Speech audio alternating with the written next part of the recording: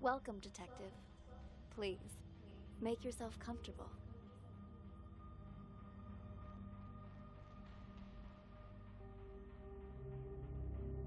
I appreciate your coming in today, and I'm sure you're wondering what this is all about. As you know, technology is changing how we conduct investigations. So we're looking for exceptional candidates to test a new human-computer interface system. We think you might have what it takes. So let's get started. First of all, we'd like you to put on these headphones, but the room is equipped with speakers if you'd prefer. Next, we're going to show you a series of pictures. We want you to tell us what you see, or more importantly, what you hear. Go ahead and pick up the tablet in front of you.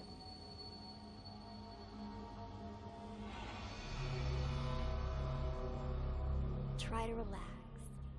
Think of this as sort of a game or a puzzle. Something to assess your interpretive and deductive skills. Hey, what the hell's going on?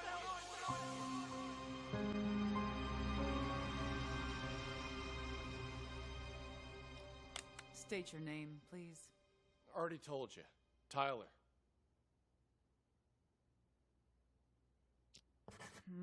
But your car is registered under the name Cameron. My brother lets me borrow his luxury vehicles sometimes. You two look a lot alike. You're not the first person to mistake us for each other. We're twins. Except he's a big shot CEO. Was on a magazine cover recently. I pulled your sheet. A repeat offender. DUI, assault. It's the people I hang out with, honest. I told the guys I shouldn't have been drinking, but they insisted. I swear, never again. Do you have anything else you'd like to come clean on besides the DUI? Nothing I can think of. Why? Drugs, perhaps. Does that jog your memory? Wait, what? I don't know anything about any drugs. Okay, we're done for now. Wait here. Hey, what drugs, yo? What the hell's going on here?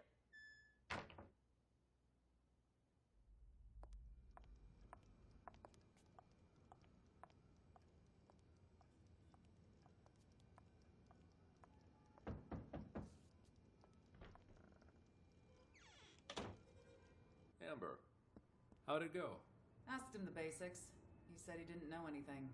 Figured as much. Follow me. I'll talk to him. Wait here. We'll need your signature for that affidavit. Of course, officer. I need to make a phone call anyway.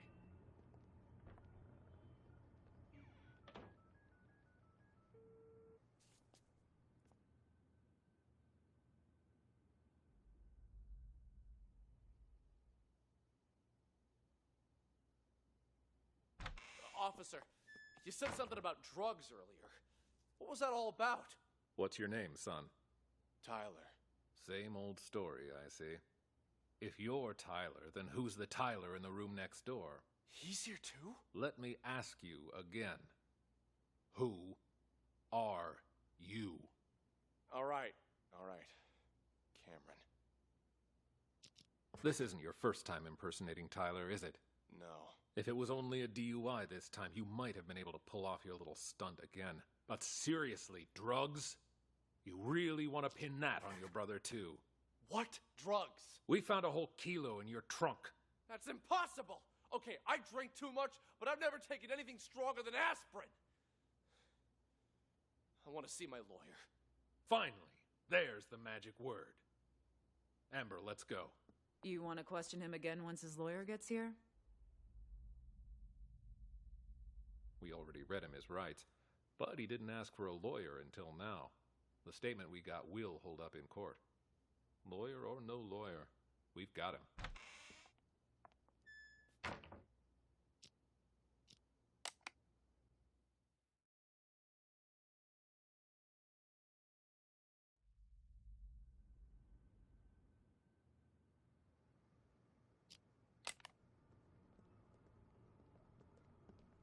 Take a seat.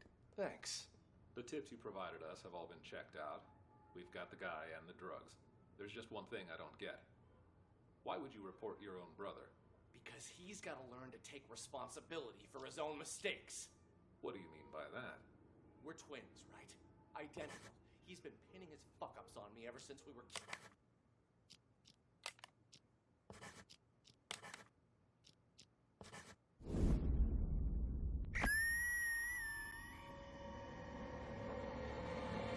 Drugs, perhaps. Does that jog your memory? Wait, what? I don't know anything about drugs. There's just one thing I don't get. Why would you report your own brother? Let me ask you again. Who are you? All right. Cameron. We found a whole kilo in your trunk. Don't worry. He was already wasted when I popped over the car. Didn't notice a thing.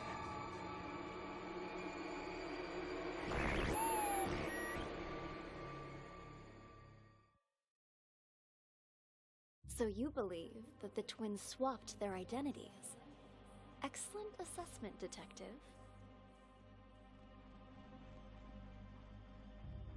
By this point, you've probably figured out you're reviewing a sort of surveillance recording.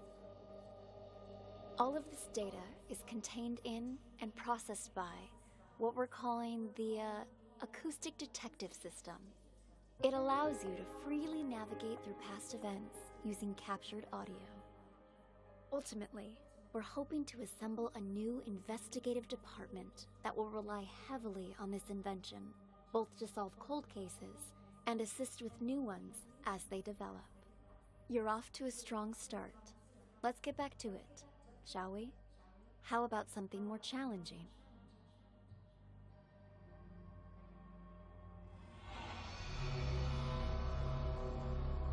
This is the floor plan of a local art gallery. The exhibition is about to start, but the only thing on display is an empty frame.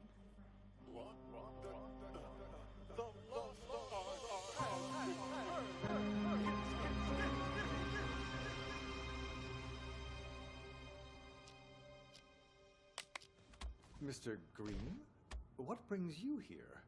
I wanted to thank you in person for, sending me a photo of the maestro's painting. Thanks to that high-quality image, I could see all the fine details and... woo-wee! Talk about a masterpiece! Please keep your voice down.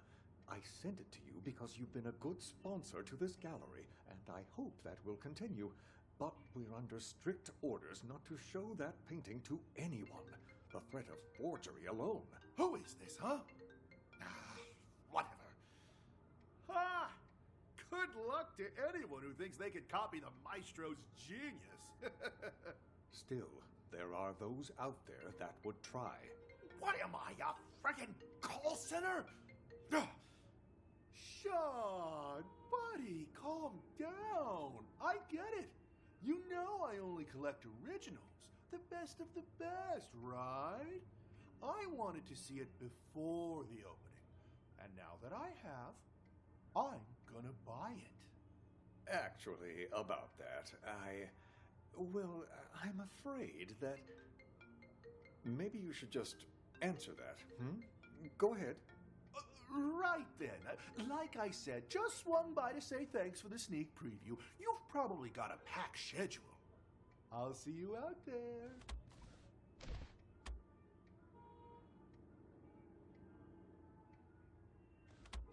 Sean!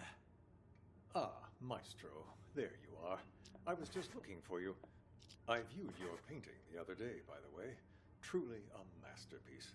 But when I just went to check on it earlier, all I saw was an empty frame. Your assistant said that's what you actually want to present. Could I ask the reason, if you don't mind? Do you know why I picked as a theme the lost art for this exhibition? Look outside. Look at all those people staring at an empty frame, thinking it is my actual work. Tell me, Sean, just how many works of art from young, promising artists do you have in this gallery right now? 10? 20? You might as well have 0 for all it is worth to these people. To them, this empty, pointless frame is more valuable than the actual art of all of these rising artists. Do people nowadays have any taste? You're not wrong there, Maestro, but that's pretty much how it's always been. You are right, of course. The Renaissance elite, they patronized the starving sculptors and painters. But it feels especially true now that art has become about who has more money, whose name is more recognized. People have become nothing more than sheep with no opinions of their own. Call it performance art if you wish. But this exhibition was never about a piece of canvas. No, the truth is, I hired a thief and instructed him to steal my painting and to sell it on the black market. If someone eventually recognizes my work, I will reveal everything, my entire scheme, and sign my name to it. Why, that's brilliant. Just imagine the rush of people who'll be out searching for your painting. While it's true that they may just be in it for the money, they'll have to go through hundreds and hundreds of anonymous paintings if they have any hope of finding yours. Hello? This is Claude? Thank you. Magnifique. Finally, we can begin. Are you ready, Maestro? Yes. Let us, as they say, get this show on the road, huh? I am hopeful that after today, people will finally start to appreciate the art around them. As they search for the stolen painting, they will find much more than they bargained for. The true lost art. And until my painting is found, this exhibition will continue. A brilliant plan. What once was lost shall be found, as they say. Precisely. Yes, it's about that time. Shall we go? Onward and upward. Let us march. After you. Ah, there you are, Maestro. The exhibition's about to start. Ladies and gentlemen, welcome. I'm so glad you could all be here today. I'm sure many of you have questions about the, empty frame you see before you, which is why, without further ado, I'd like to officially announce the commencement of the Lost Art Exhibition. Put your hands together for the Maestro Claude. Thank you. Merci beaucoup. Thank you. And my warmest of welcomes to all of you here to see my work. This piece, my latest piece, has been an entire year in the making. However, it would seem a year is still not enough. No doubt you have already noticed the empty frame before you. I am sorry to tell you, but my painting has actually been stolen. Silence! I have no doubt it will end up on the black market. Where are you going? Merci. I forgot My something. one regret is that I never signed my painting. Thanks for visiting Nor us did today. I take any photos. Huh? Wait a minute! Any anonymous. Where'd you get that? You weren't holding it when you came in. I bought it from the gift shop? Oh, well. Wait, we don't have a gift shop. You stole it. Hand it over. Jesus, fine, take it. It ain't worth a shit anyway.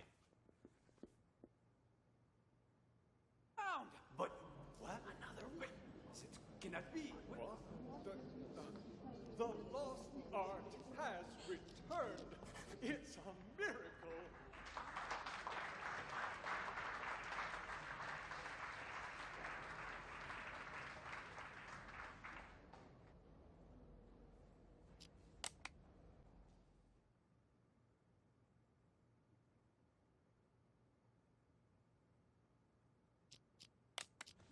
Mr. Green, what brings you here? I wanted to thank you in person. Before you, I am sorry to tell you, but my painting has actually been stolen. Silence! I have no doubt it will end up on the black market. Where are you going?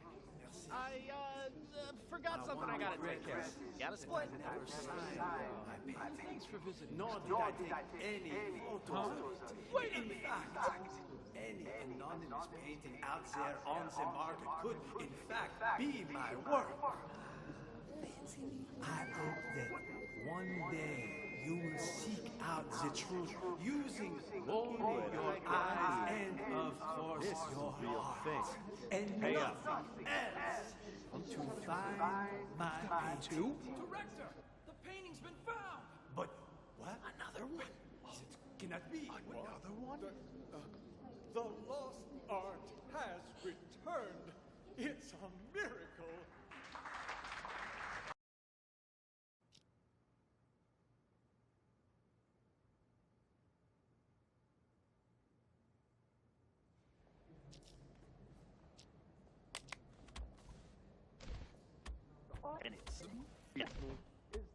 Mac, simmer down. I need that be.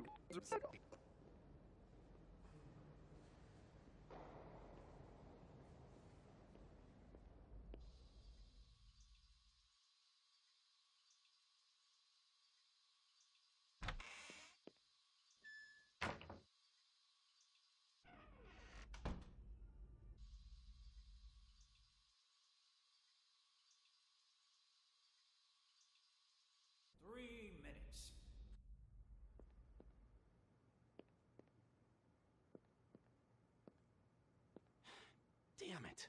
This storeroom looks like a fucking hurricane ran through it. How the hell am I supposed to find this safe?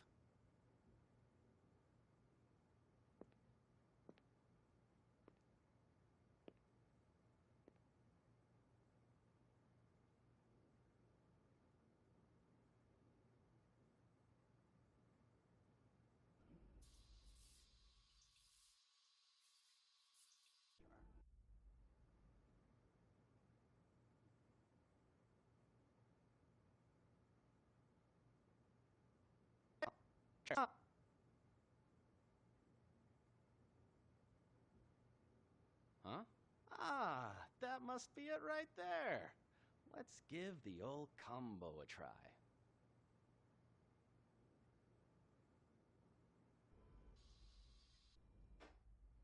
Ha! And just like that, the job's done. Too easy.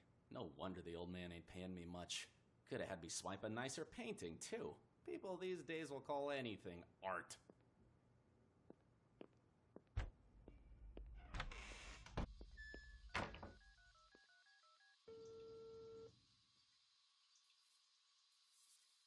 Yo, old man, I got the merchandise.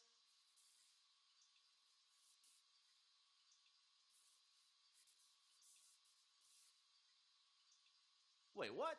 And what about the rest of my money, huh? Hello? Hello? God damn it!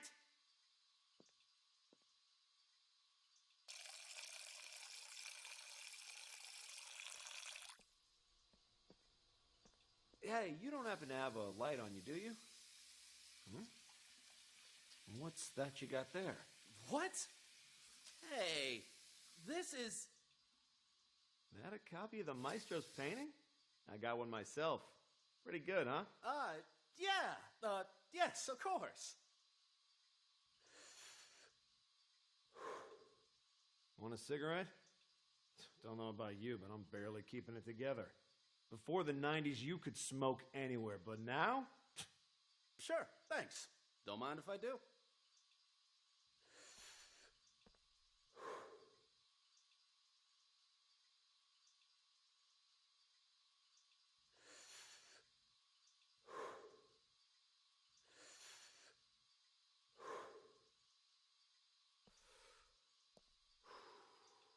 I could finally think again. I swear they put restrictions on everything these days. Corral us out in the freezing cold in a designated smokers area 15 feet from the door. Like nobody ever took a drag in front of the Mona Lisa before they put it behind glass. You feel me?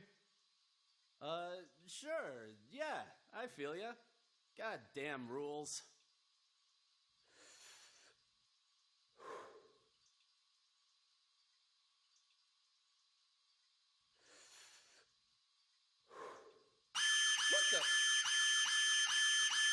Oh, shit. Fucking smoke detector in the bathroom. Put it out, man. Put it out. Ouch! Watch it, man. Sorry. Sorry, I panicked. Anyway, it was nice talking to you. Here's your painting. See you around, yeah? Ah, Christ. I have no doubt you will end up on the black market. Where are you going? I forgot something I gotta take care of. Got a split. Nor did I take any photos. Huh? Wait a minute! Any anonymous painting out there on the market could, in fact, be my work. Fancy me. I hope that What the? one day you will seek out What is you doing here? using Looky what I got here. and of quality methods. And I have no doubt you will end up on the black market.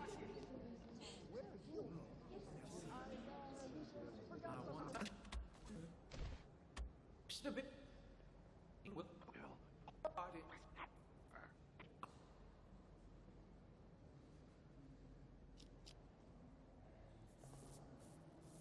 I checked. It's a fake. I feel like an idiot for spending all that cash to hire a decent forger.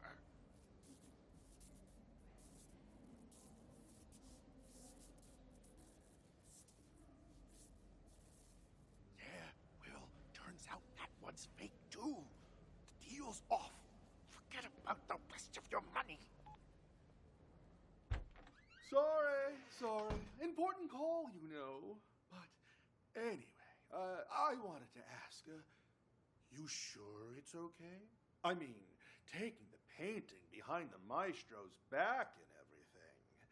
But that's exactly what he wanted, isn't it? For the painting to be stolen. But instead of letting it fall into the hands of a two-bit thief who doesn't know a thing about art, I thought it would be safer in the hands of a true connoisseur like yourself. Don't you agree? You flatter me. And you're not wrong there. I'm a big fan of the maestro's work. I'm talking huge. So, rather than cutting me in for a finder's fee, I'd like to offer a chance to buy it direct. Assuming the price is right. Well.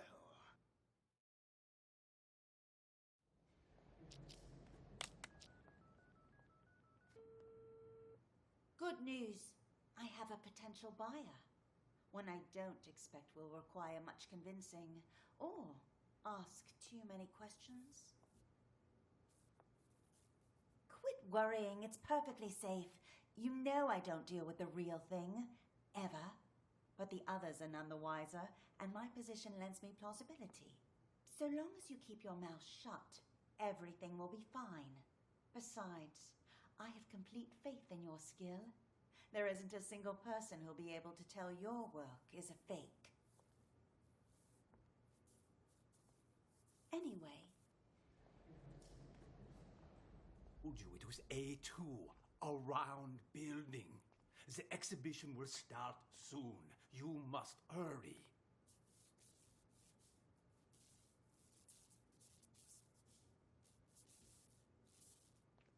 You will go straight to the storeroom. The combo for the safe is...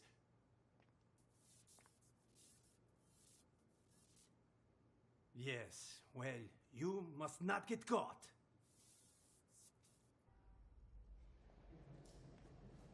ask anyone. There ain't a job I done wrong.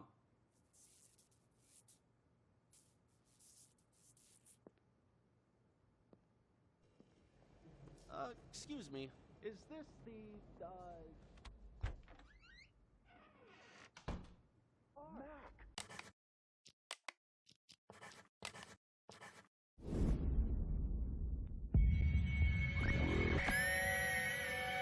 Good news. I have a potential buyer. Quit worrying. It's perfectly safe. You know I don't deal with the real thing. Ever. You took it? When did you nab it? The win is unimportant. What matters is that I have it. I checked. It's a fake. I feel like an idiot for spending all that cash to hire a decent forger. What are you talking about? Of course the painting you gave me is fake, but I swapped it with the real one in the storeroom. Yeah, turns out that one's fake too. The deal's off. Get up the rest of your money. Hello? Hello? What the hell? Someone beat me to it? How did I miss that? You will go straight to the storeroom. The combo for the safe is... Cool your jets, old man. You told me once before. I'm not gonna forget it.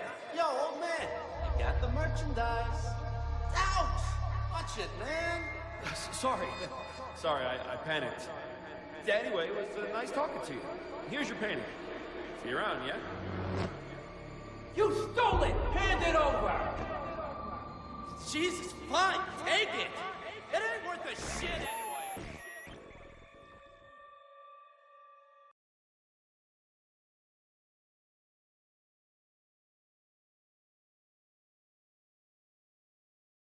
Of this. Before we go any further, I should inform you our Acoustic Detective system does have potential side effects. For example, you may start hearing voices as the test continues.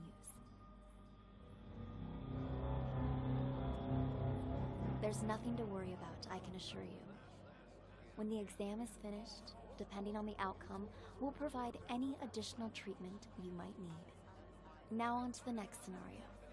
To further test your abilities, we'll try a higher profile case, one I'm sure you remember from the news.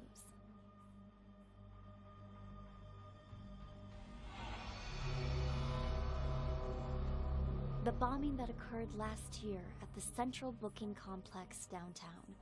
A gruesome tragedy in a crowded police station. 12 people, 12 victims. Now, what's your take on this?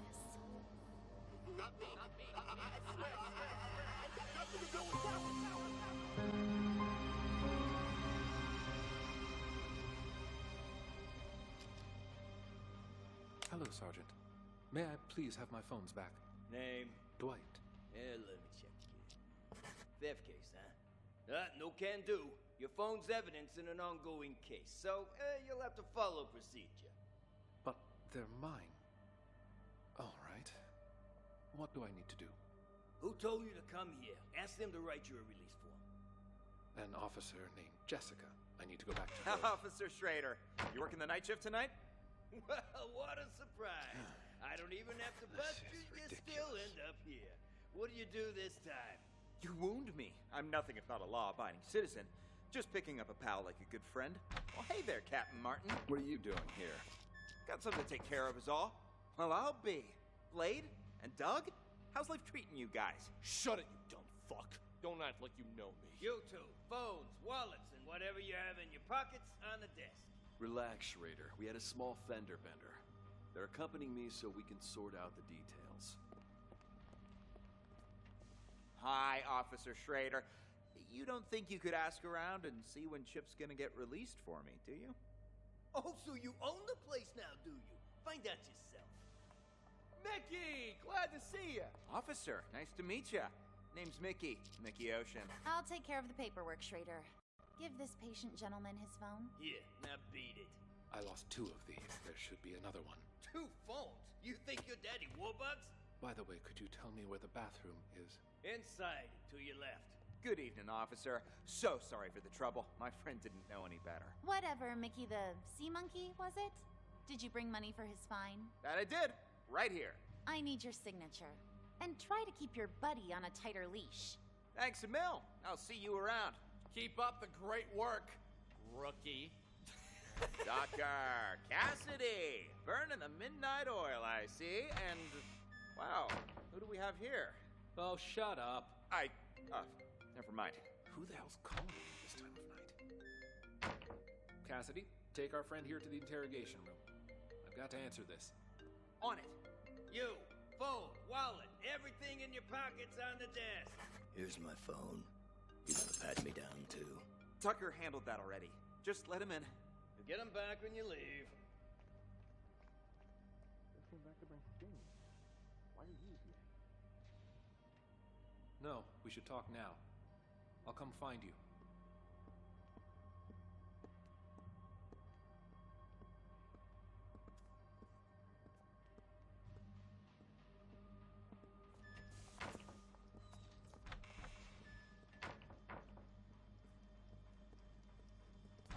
Jess, I'll take it from here. But Captain Martin told me... Like I said, I'll take it from here. Understood. Let's talk in my office.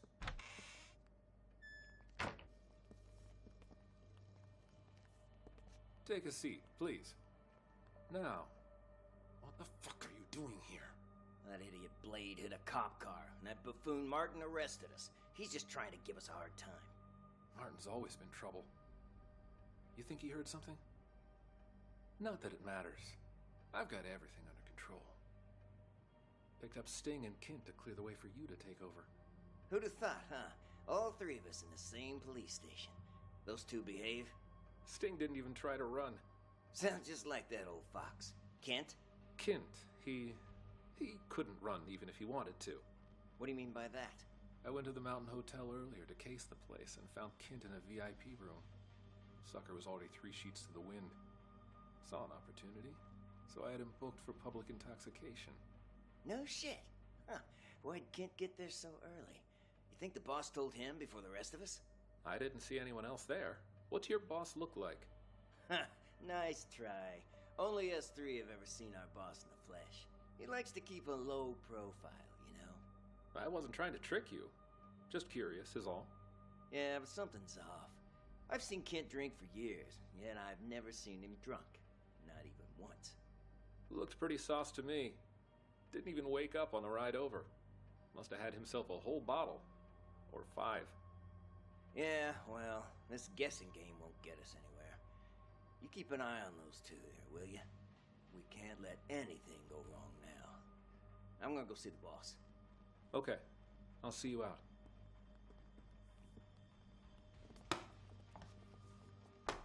For a fact, my test came back clean as a whistle. Yeah, don't push it. Drunk or not, you still hit a government vehicle. Why are you here?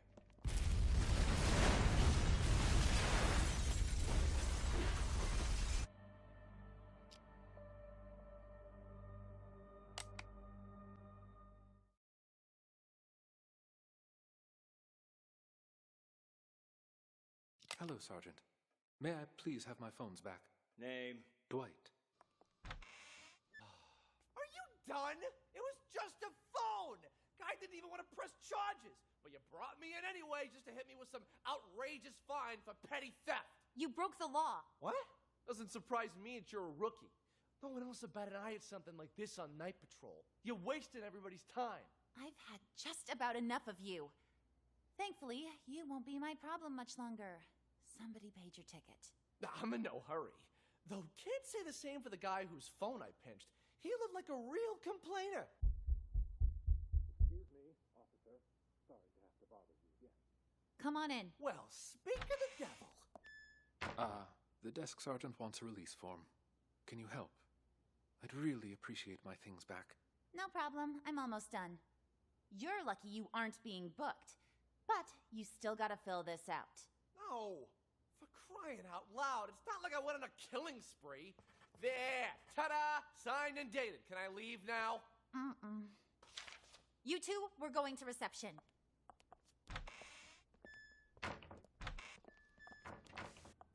Mickey! Glad to see you! Officer, nice to meet you. Name's Mickey. Mickey Ocean. I'll take care of the paperwork, Schrader. Give this patient gentleman his phone. Here, now beat it. I lost 2 of these. There should be another one. 2 phones? You think you're Daddy Warbucks? By the way, could you tell me where the bathroom is? Inside, to your left. Good evening, officer. So sorry for the trouble. My friend didn't know any better. Whatever, Mickey the sea monkey, was it? Did you bring money for his fine? That I did. Right here. I need your signature. And try to keep your buddy on a tighter leash. Thanks a mil. I'll see you around. Keep up the great work, rookie. Dr. Cassidy, burning the midnight oil, I see. And, wow, who do we have here? Oh, shut up. Never mind. Who the hell's calling me at this time of night? Dog's outside. Let me call us a cab. Just a sec. I should be here in a few minutes. Now, you gonna tell me what's going on? I was at the Mountain Hotel when I saw that chump hanging outside. Stole the phone right out of his pocket. Didn't realize that lady cop was standing there watching me the entire time. You shit for brains. How many times I gotta tell you? You can't make banks stealing phones. Well, I just thought, you know, practice makes perfect. Unbelievable. You really are a moron. Ugh, whatever. Look here. I'm gonna show you something. See? This here's a phone I stole on the bus. I don't get it. You call me stupid for stealing flip phones, and then you steal one yourself. That piece of shit probably ain't even worth $10. Wait and see, my friend. Wait and see. Hey, buddy. Oh, come on, it's me. Don't tell me you don't recognize your old pal? Yeah. Anyways, you gotta help me out. I'm in a real bind. Got arrested. Solicitation, yeah. Long story short, was on a business trip and got a little antsy. You know the feel. Keep this between us, though, will you? I called because you're the only one I can trust. You've got to help me. Cops asking me for $1,000 to make this whole thing go away, else I'll be processed first thing in the morning. My own money? Think I have any? That dirty cop took my wallet. Otherwise, I wouldn't be here talking to you, now would I? Anyway, you need to wire the money to my friend's bank account. 165-987-2626. Name's Mickey. Ocean. Yeah, like the sea. You'll be doing me a real solid. A real solid. And I'll pay you right back as soon as I get out. 1,300 big smackolas. The extra 300's for your trouble. Nah, don't mention it. Friendship's worth its weight in gold nowadays. Anyway, old Copper's back. Catch you later. You really think it'll work, Mickey? He totally bought it. Patience, my friend. Patience. We'll get the money soon enough. Oops. Sorry about that. It's fine. You just stole that guy's phone. That was something else. Something else? I'll show you something else. Look at me, Chip, and tell me, what's a phone to you, huh? This phone ain't worth squat if you're gonna just sell it. It's the mobile era now. A phone's more than just a phone. It's access. Access to the owner's... never mind. You're too stupid to understand all that. What did I tell you, huh? There's my money. Damn, Mickey, you the man. I'm learning all sorts of new techniques tonight. Go on, then. Give it a try. We've got a phone right here. I've got this. Huh. Weird. He's only got one number saved. Who cares? Just dial it.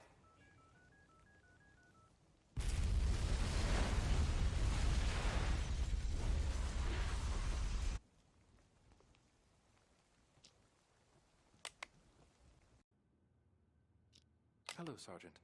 May I please have my phones back? Name? Dwight. Let me check. They're But they're mine.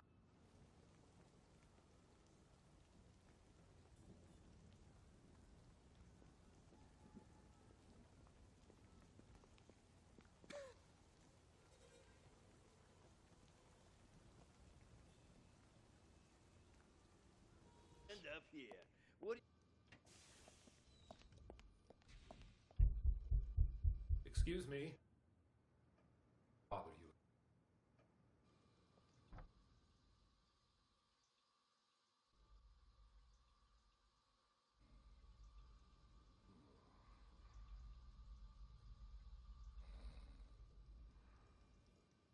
We had a small fender bender.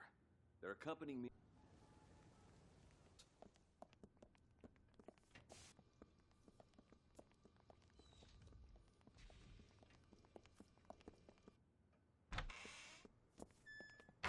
It was just a car accident, Captain. Did that really require bringing us all the way in like this? I got somewhere I need to be. Yeah, are you picking on Doug?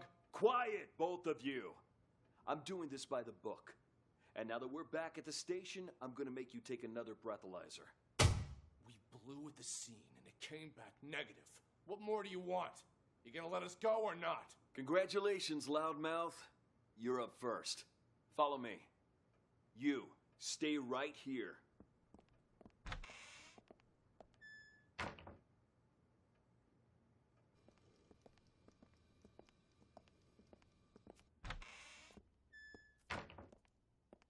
What the hell were you thinking?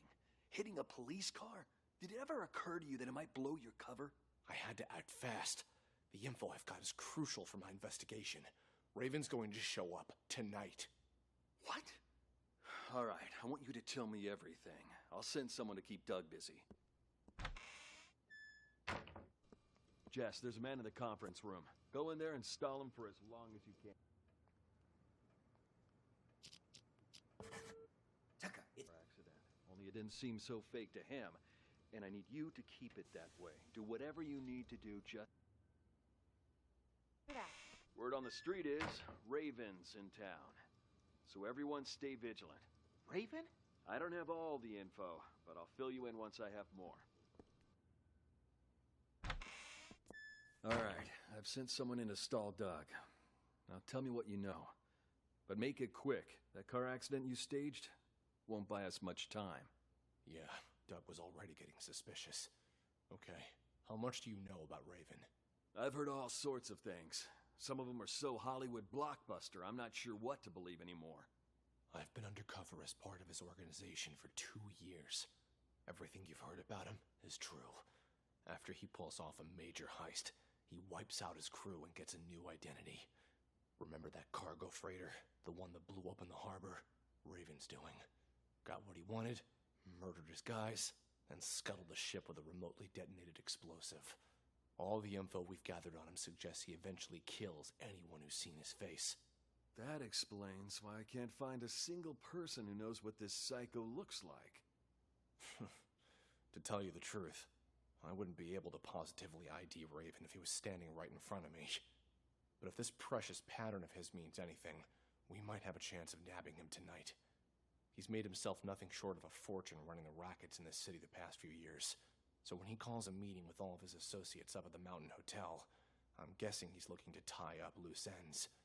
Even if he claims it's to pass on the Empire to one of his lieutenants. No wonder Doug's throwing a hissy fit about getting up to that hotel. He wouldn't miss this get-together for the world. He's been wanting more territory for a while now, and he thinks he's got a shot at the crown. That's why he's so anxious. The rest of the underbosses are probably headed there as we speak. Raven's supposed to show up later. You don't think by any chance that Doug is Raven? I don't think he is, but I can't say for certain. A lot of guys will be there. Any one of them could be him. If we sweep up the whole group, we can sort him when we book him. I guess we'll see. Okay, you head up there with Doug. I'll put together a squad to back you up. Got it. Now let's make this real. Fucking cops! You ain't got shit on me. DUI? You know for a fact my test came back clean as a whistle. Yeah, don't push it. Drunk or not.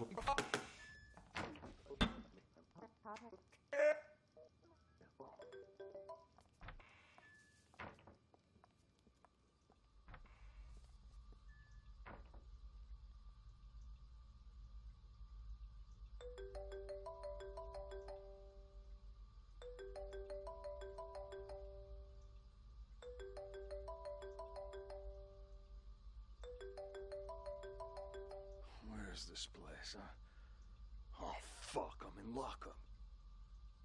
Damn, I missed the phone call. The customer you're trying to reach is not available. Please call back.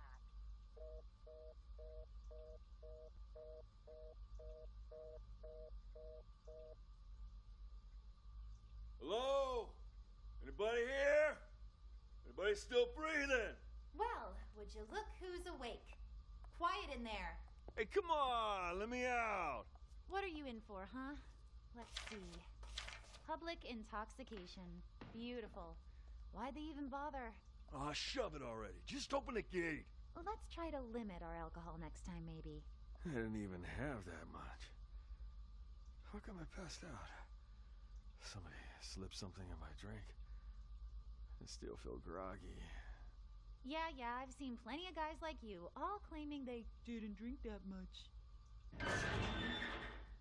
Sure, I'll bet you were totally dry in college or whatever.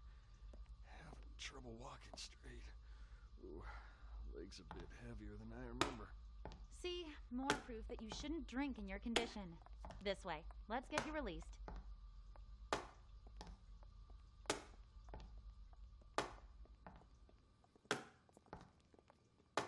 You know for a fact my test came back clean as a whistle. Yeah, you... Out.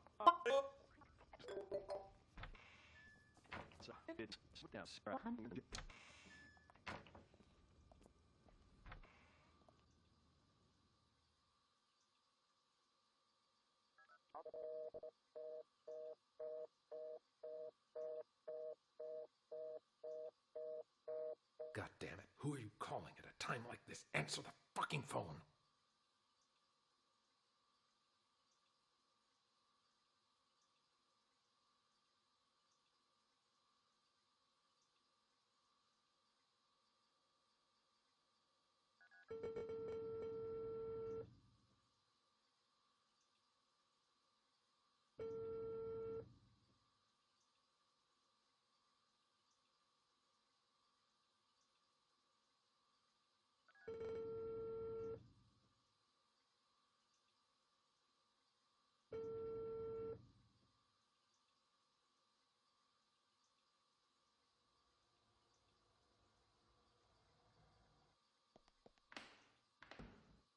Why'd they even bother? Aw, shove it already. Just open the gate. Let's try to limit our...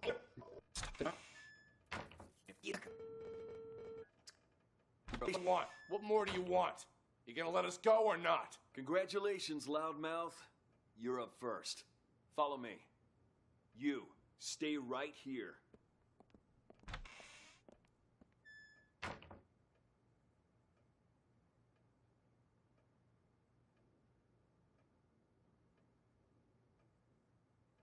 When is this gonna be over? I ain't got all day.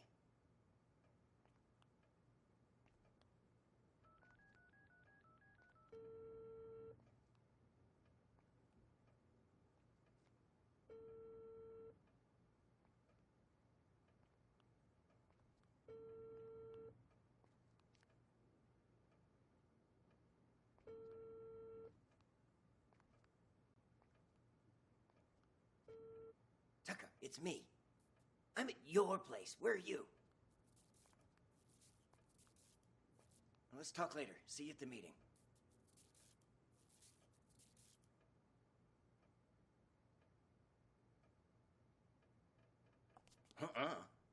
Hey, babe.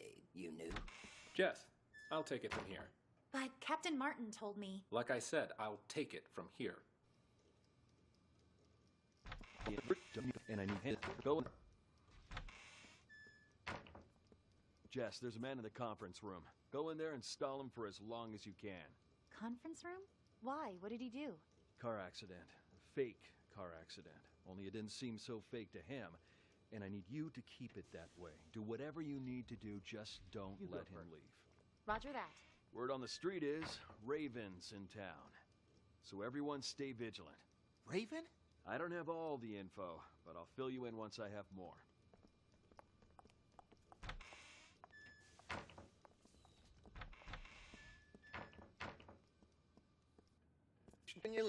And Cassidy, who the hell's calling? Cassidy, take our friend here to the interrogation room. I've got to answer this. On it. You, phone, wallet, everything in your pockets on the desk. Here's my phone. You gonna pat me down too? Tucker handled that already. Just let him in. You'll get him back when you leave. Doug? Just came back to bring Sting in. Why are you here? No, we should talk now. I'll come find you.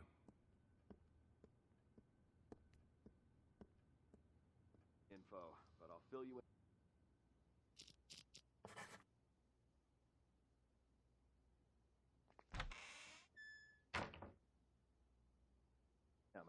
And I need you to keep it that way. Do whatever you need to do, just don't... You go first.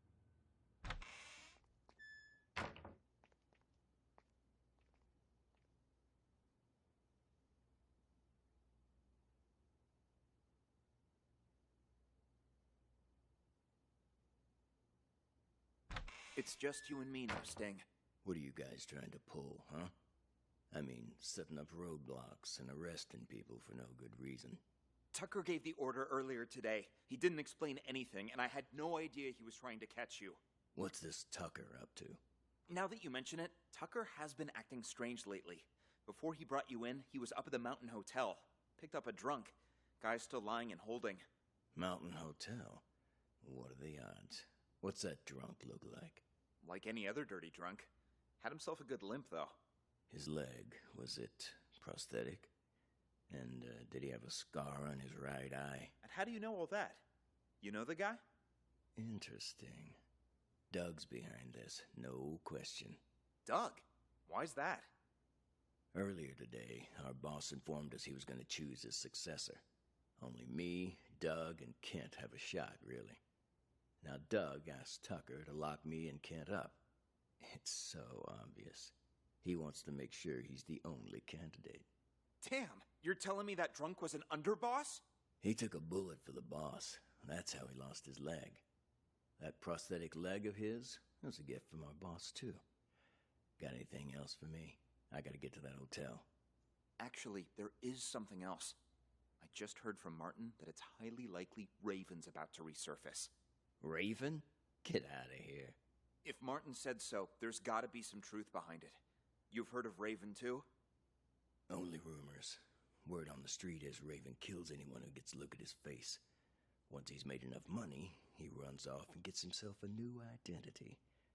No one even knows what he looks like. Holy shit! That's cold, man! Don't tell me you're Raven. If I was him, you'd be the first to go. Just cut this bullshit and get me out of here. Come on. But what am I gonna tell Tucker? Let me worry about him. Let's go.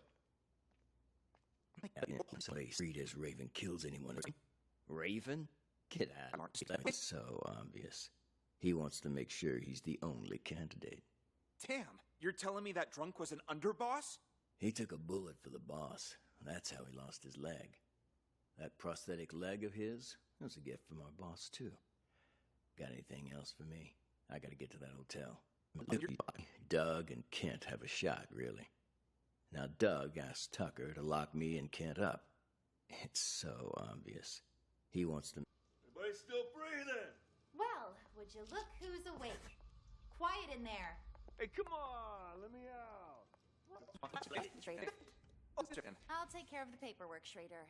Give... Myself. Releasing high off Small...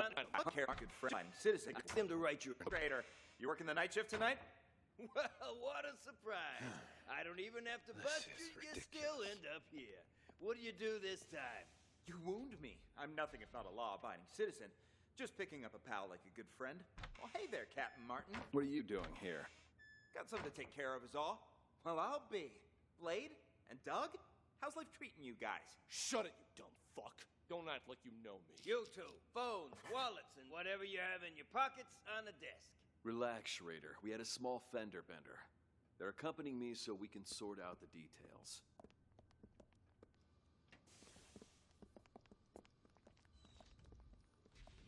See when Chip's gonna get released for me, do you? Oh, so you own the place? Take care of his phone. Here, now beat. Here. Take care of the Mickey Ocean. I'll take care of the paperwork, Schrader. Give this patient gentleman his phone. Here, now beat it. I lost 2 of these. There should be another one. 2 phones? You think you're Daddy Warbucks? By the way, could you tell me where the bathroom is? Inside, to your left. Good evening, officer. So sorry for the trouble. My friend didn't know any better. Whatever, Mickey the sea monkey, was it? Did you bring money for his fine? That I did. Right here. I need your signature. And try to keep your buddy on a tighter leash. Thanks a mil. I'll see you around. Keep up the great work, rookie. Dr. Cassidy, burning the midnight oil, I see. And, wow, who do we have here?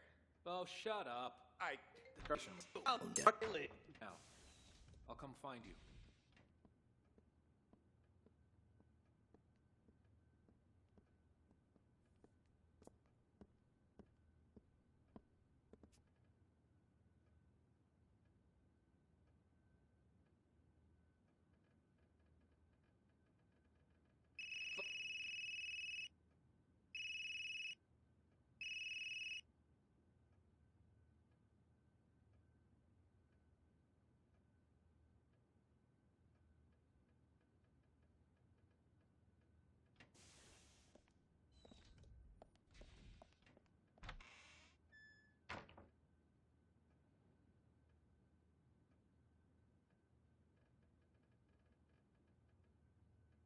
Hello, officer.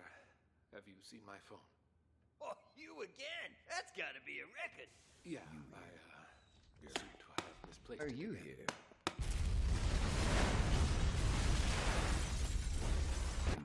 Record. Yeah,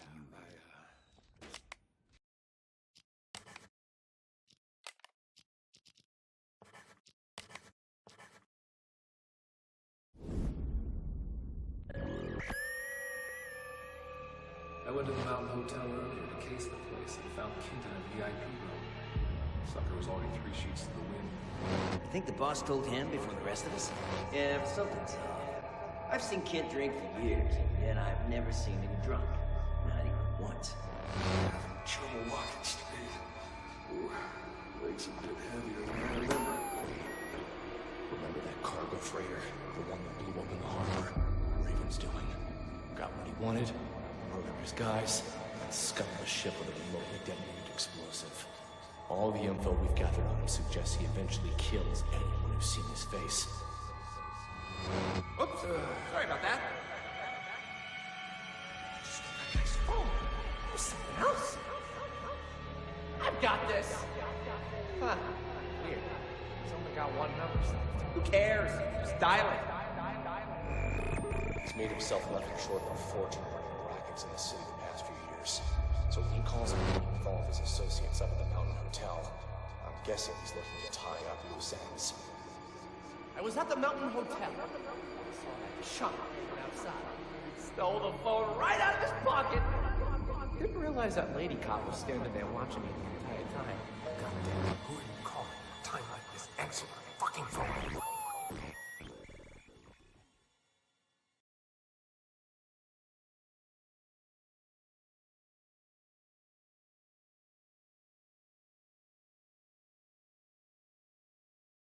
I see. Does it strike you as odd that these situations seem to be full of coincidences? Sorry, I meant great job. You're progressing through these examples at a steady pace, but I knew you could crack them. All right, on to the next one. Tell me, detective, do you enjoy the theater?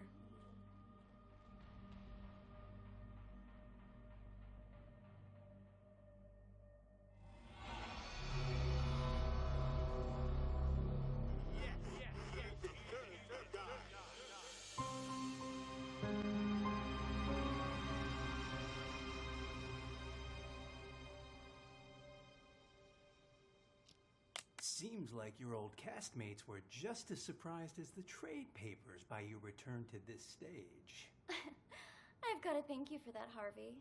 Saw the articles. Broadway star Sasha returns to independent theater for limited run. Talk about publicity. Even I wanted to believe that fairy tale you fed the press. Well, the people are buying it for now. Still a lot of work to do, you know. And a lot of reporters outside. In any case, you gotta put up a good show this time. We don't want people to start wondering why you really came back. Otherwise, we'll have a PR disaster on our hands. Don't worry. I did this show for years, remember? I didn't get this big by doing nothing. In that, I have no doubt, Sasha, my dear. It's just, when we meet that good-for-nothing who's blackmailing you, don't let him get under your skin, yeah? If money can make it all go away, then that's what we're gonna do. There's only 3 people who know what really happened 2 years ago. Whoever's blackmailing me this time, I highly doubt they have anything legit. Probably just someone who heard the rumors and wants to make a quick buck. Got another text. It's asking me to meet him in the storeroom. Let's go.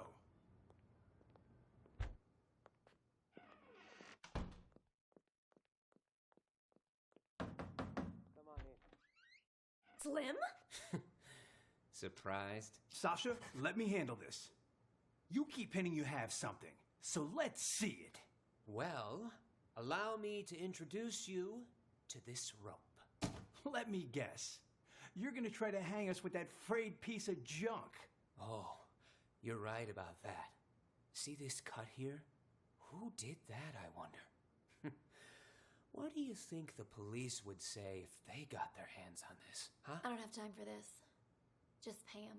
You got your cash. Give it here. And just remember, this deal never happened. You go around blabbing about this, and you'll live to regret it. Mark my words. Oh, I see. I see you're still as vengeful as you were 2 years ago. And no more of those texts, either. Those about drove me crazy. What texts? Oh, stop playing dumb. You sent me texts in Emily's name. Look for yourself. You'll pay with your life the next time you return to the stage. Emily. Oh my. That's too hilarious. What? Are you being haunted now? Oh, shut it! Did you send this or not? As if. Look, that ain't even my phone number. Maybe it was from Emily. Ooh, scary. You're such an asshole. Sasha, leave it. We got the evidence back. That's all that matters. Let's just get out of here. Come on. Nice seeing you. Break a leg.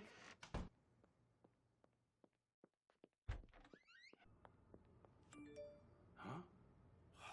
What's he want now? What? More bad news? No, it's nothing. I don't think Slim sent those texts. He's in it for the money, not to torment you. Then, whoever it was is still out there? I'm afraid so. Tomorrow's the anniversary of Emily's death. I'm starting to think you going on stage isn't a good idea.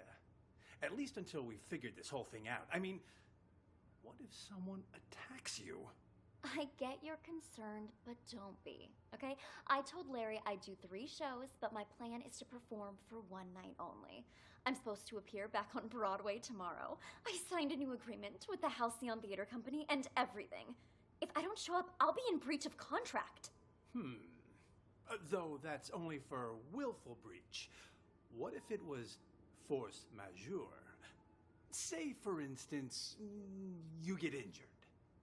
Then we'd have enough time to get to the bottom of those mysterious texts. Injured? Yeah, you know, a fake injury. That would do it. Oh, and say you're injured in front of the press. That'd really back it up. You know, I think you might be onto something. Maybe pull the same old trick from 2 years ago. Yeah. All right. I'll need to go pay a visit to our old friend. But first, I need an excuse to play the witch. Let me think. Buy me a coffee? Huh? Oh. You weren't kidding when you said same old trick. You even have any allergies? If I did have an allergy, it'd be a fake one. I'm an actress, remember? Huh. How can I forget? All right, I've got to go meet someone. Toodles.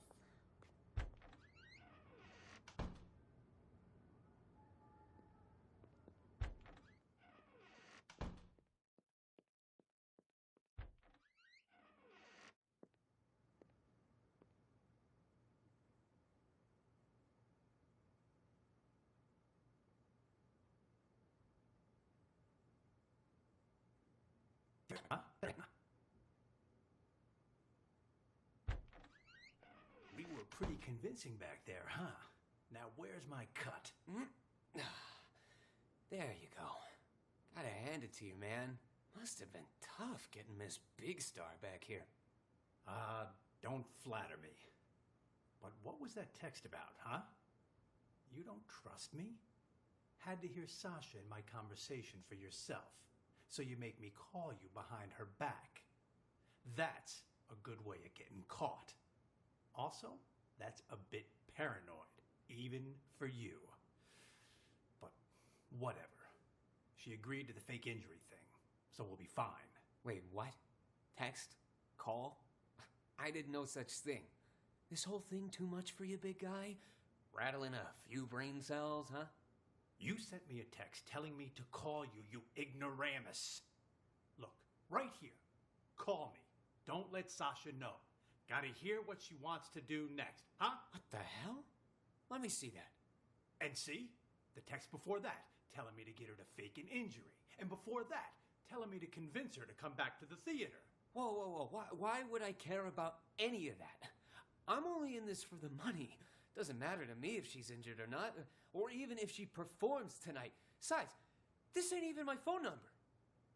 Wait, if these aren't from you, then who the hell are they from?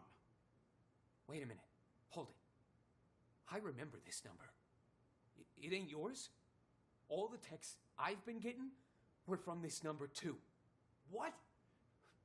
Let me see your phone. Here, see for yourself. And check out all those texts you sent me. Well, I'll be damned. Then whoever this person is, they've been contacting both of us. God damn it. Let me check something. That old contact book should still be in this room somewhere. Emily. There she is. 917633. Fuck me. That's Emily's number. God damn. Then all this was Emily's idea? And the rope I got? And our meeting today? Well, this is starting to creep me out. Wait. You don't really think it's Emily's ghost, do you? Nah, fuck it. I'm calling this number. Let's see who answers.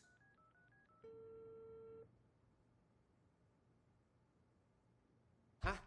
Who is it? Huh? Cromdome, Leo. Hey, guys. The show's about to start. What are you still doing here? I could ask the same of you two.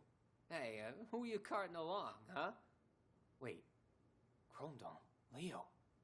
The hell is going on here? Nice stash of cash you got there, huh? Do I get a piece of it too? No. Clean up the mess. Take a look at all this cash. Forget about Dorothy and her little dog. Oh, don't worry. We'll take the money. But we're not leaving here while that actress is still alive. We've got a reputation to keep up. Sounds good. Let's go find our target. And close the door. Got it.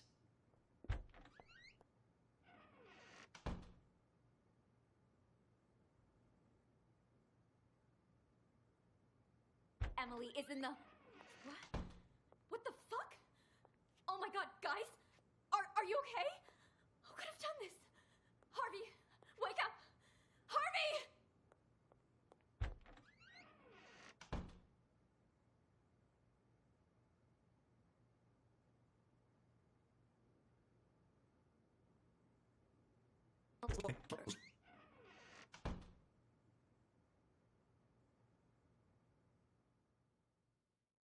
Now, still please haven't really prepped.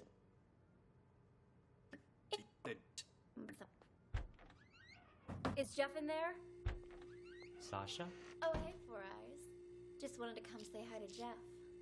Sounds good. I'll let you two talk. I gotta check in with the other actors. That you, Sasha? Heard you was gonna come back, but what you doing down here? Figured you'd be up on stage getting ready. I have a favor to ask. Whoa, no siree. Not again, Sash. It'll be easy. Just do it the same way as you did last time. Not with tomorrow being the anniversary of you-know-what. You can't keep pulling these stunts. Give my old heart a break. Oh, stop it! You were well paid. Though now that you mention it, what did you do with that old rope? Threw it in the trash, of course. Why? What's it to you? The trash, of course! That must be where the person who just blackmailed me found it! What? That's impossible! Calm down. I took care of it. Cost me a fortune, though. Cleaning up your mess. What do you say? You help me again, and we'll call it even. If someone really found it, that's just more reason for me not to do it again. Relax, will ya? No one suspected you last time. Four Eyes got all the heat. Yeah, but while everyone was suspecting Four Eyes, he was suspecting me. That quiet creep was obsessed with Emily. Started poking into things after you left. Even if you were willing to pay me again, the only place I'd have to spend it is the prison commissary. That won't happen, I promise. You want to know why? Because you'll be dropping the house on me this time. On you? That's exactly right. Even you know I don't want to commit suicide, right? You just cut the rope. And after Four Eyes presses the button to drop the house, I'm gonna pretend it hits my feet. Your feet? What exactly you trying to pull, Sash? That doesn't concern you. Just do what I'm asking, all right? Then we're finished.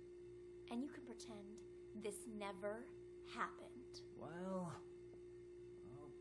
all right. There, it's done. You want me to change the marks on the stage, too? What kind of stupid question is that? I don't want to get injured for real. Leave the marks right where they are. Otherwise, that thing might actually fall on me. Understood? Good. I'm gonna go get ready. Sasha? Is that... It is you! Oh, wow. I'm one of your biggest fans. A fan? I didn't know they allowed fans backstage. Oh gosh, I'm sorry. I got a little carried away. Actually, I'm your makeup artist. My name's Helen, and I have followed your career from here to Broadway. And I hear you're going to Hollywood next. Oh, I can't believe it. Would it be rude to ask for your autograph? When's your movie start shooting? And is it true your first on-screen role is some big bad villain? Why don't we continue this conversation while you do my makeup? Have a seat. Now, what were you asking about my new movie? Oh, there's something on my mirror. Killers will be killed, Emily. Oh my gosh, that's the same thing all those ghost texts were saying. Who was in here earlier? I've been waiting right outside this room since Larry told me I was in charge of your makeup. No one's come in or out. And Emily? Didn't Emily die? No wonder this message seems like it's written in blood. There's no way you can perform after this, Sasha. Look closer, you little fool. It's not blood, it's lipstick. Now I'm certain whoever's behind this must be here in the theater. And I'm going to catch them and make their life miserable. Wait here. I need to go look for someone. Look for some...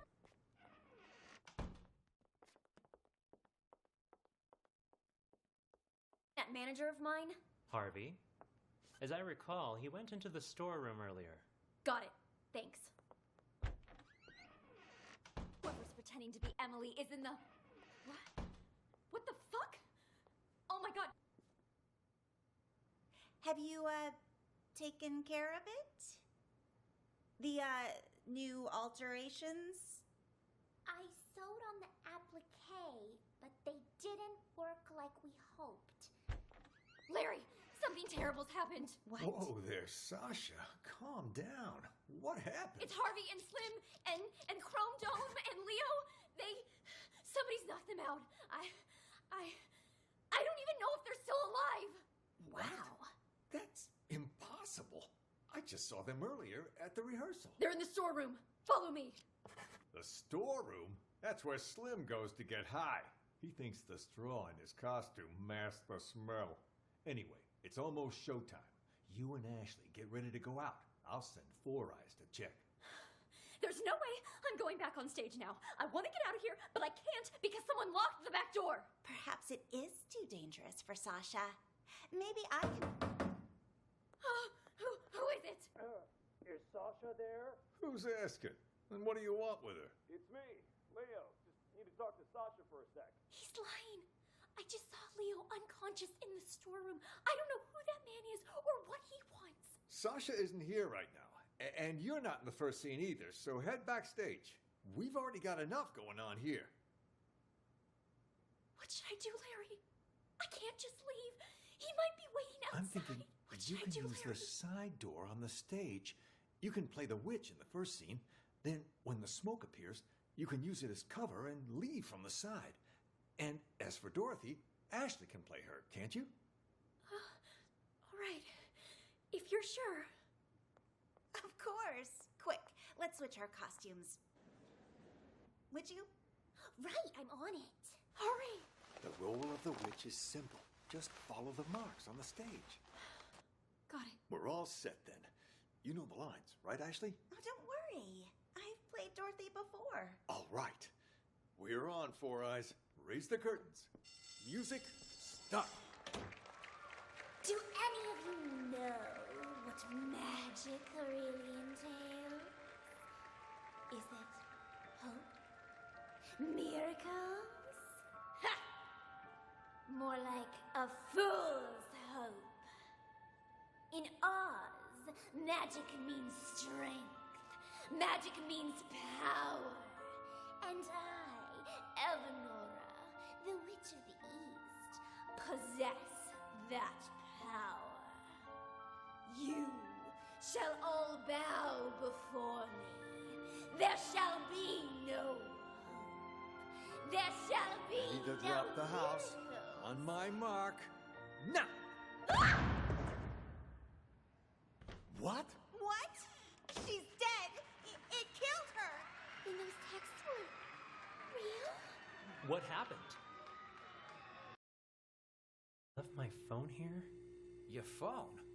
Everything all right there? You ain't normally one to go around forgetting stuff. Jeez, Sasha's back for a few days and suddenly you're acting all weird. I'm hardly the only one who's acting weird, wouldn't you say? What do you mean by that? Never mind. Found it. I'll leave you be now.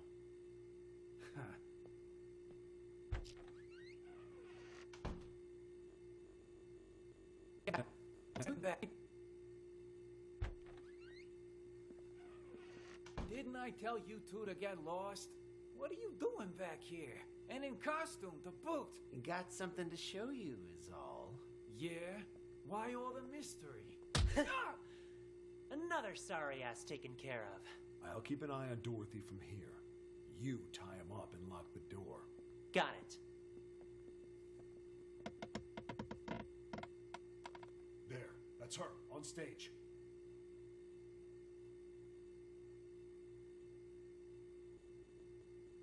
Fell on.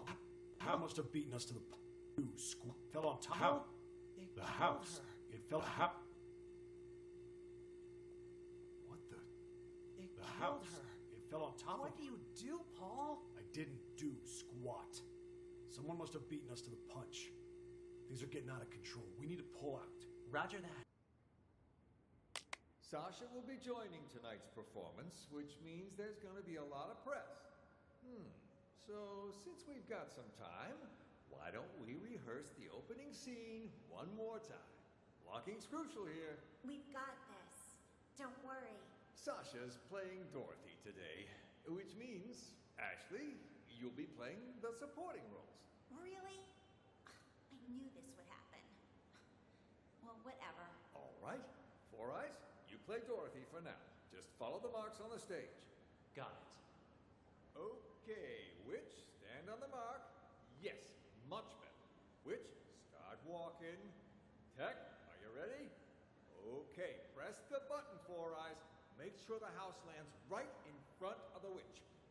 Okay, the witch screams. Now, she's dead. Release the dry ice. And the witch, leave the stage from the back. Dorothy, you're on. Walk to the center of the stage.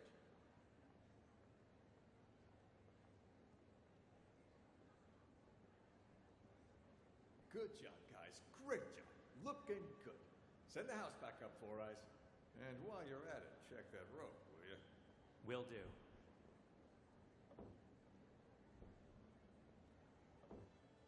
Got a minute, Four Eyes?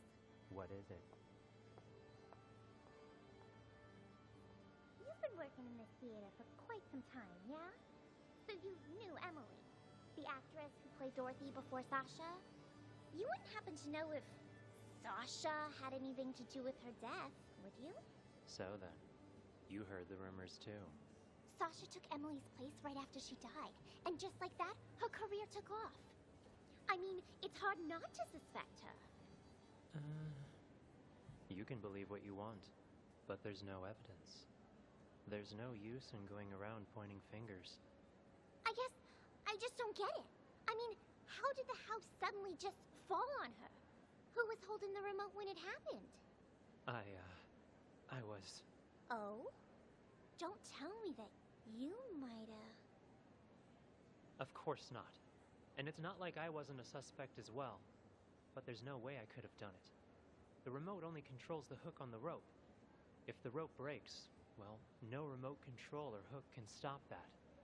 The rope broke before I even pressed the button. That was confirmed by the police, too. Oh, I see. Still quite the interesting coincidence, though. Yeah, think whatever you want. But watch it. If Sasha finds out you've been snooping around, she'll make your life miserable. Noted. Anyway, I'll get out of your hair.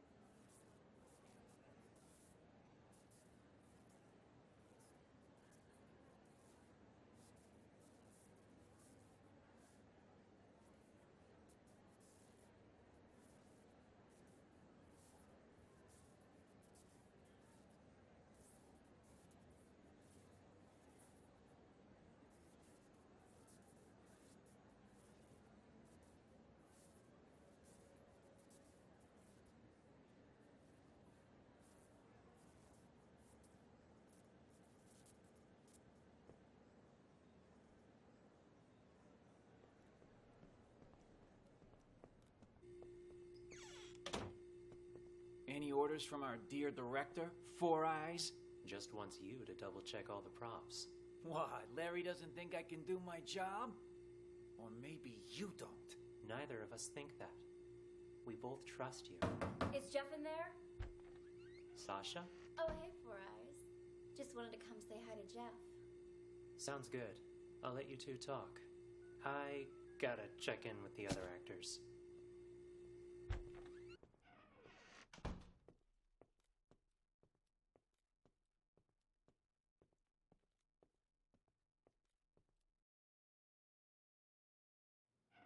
Sasha?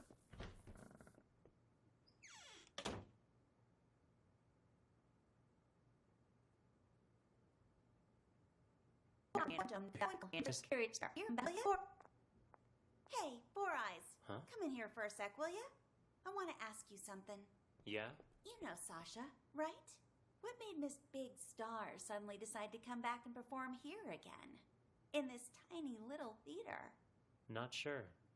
Article I read says she misses us. Something about never forgetting her roots. Ha ha, how touching. Seriously though, what do you think? You believe that? How in the world am I supposed to know? I'm the Dorothy before her. Emily? Wasn't she like the pride and joy of this theater back then? Everyone loved her. Larry and her had a thing. And hell, even Leo and Chrome Dome were all googly-eyed towards her. Where did you hear all that? Slim was talking about it. He told me Chrome Dome never believed what happened to Emily was an accident. Even said he was gonna avenge her. Slim's never been able to keep his mouth shut. It's complicated, is what it is. The whole thing. And it'll only make it worse if you go around spreading rumors. Anyway, I should get back to work. You too. Start getting ready for the show. You're looking a bit under the weather. Everything all right? I'm fine. I'm fine. Who is that? Old friend of mine. Never mind that. How are the actors? They ready? Emily's texts have been making everyone nervous, especially with Sasha back. But overall, things seem okay. All right. Do me a favor and ask the others to wait a little longer. I need to check the blocking marks one last time. As soon as that's done, we'll get started. Will do.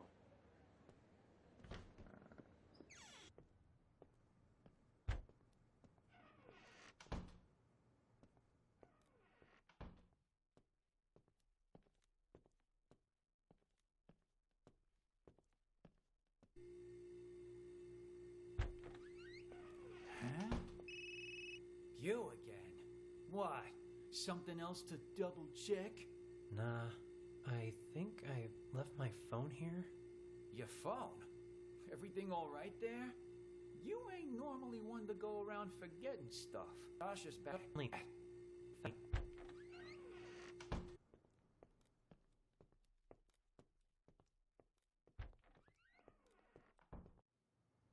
Makes you wonder who got her coffee that day. Four Eyes, you seen that manager of mine? Harvey? As I recall, he went into the storeroom earlier. Got it. Thanks. Ashley, Sasha might be your... Oh, Larry. Helen? Oh, I better get on stage. Have you, taken care of it? The, new alterations? I sewed on the applique, but they didn't work like we hoped. Larry, something terrible's happened. What? Whoa there, Sasha. Calm down. What happened? It's Harvey and Slim and Chrome Dome and Leo. Somebody's knocked them out. I don't even know if they're still alive. Wow. That's impossible. I just saw them earlier at the rehearsal. They're in the storeroom. Follow me. The storeroom? That's where Slim goes to get high. He thinks the straw in his costume masks the smell. Anyway, it's almost showtime. You and Ashley get ready to go out. I'll send Four Eyes to check.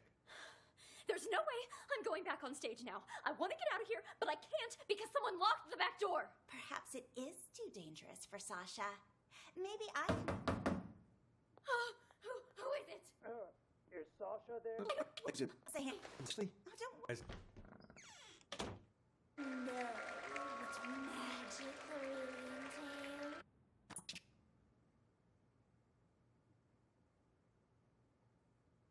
Brilliant We'll come down.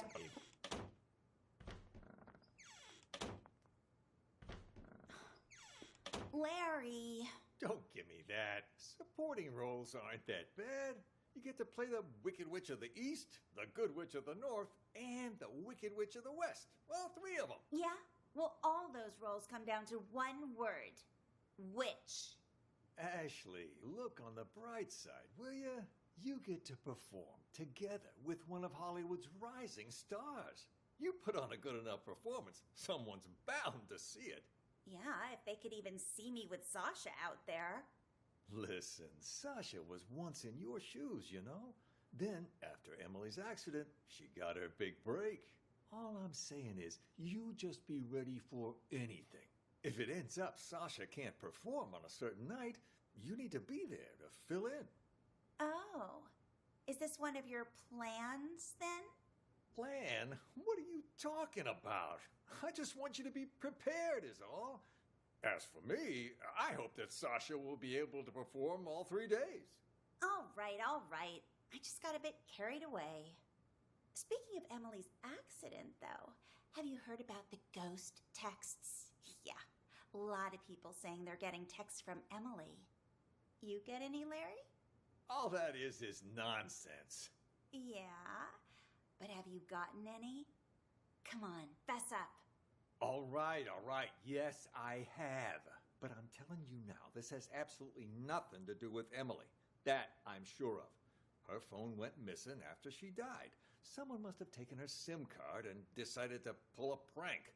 A very distasteful one, I might add. Huh. Killers will be killed. Doesn't sound like a prank to me.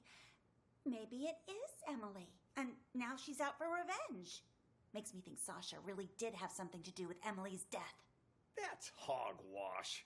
Sure, Sasha might have benefited the most from Emily's death, but that doesn't mean she killed her. Even the police ruled it an accident. Yeah, but what if someone really did murder her? I'd be first in line to see them suffer. That's what. Sorry, I just needed to blow off some steam. It's hard to pretend I don't miss our late leading lady. But the show must go on, so go get ready for tonight. Focus. I gotcha. I'm off to makeup.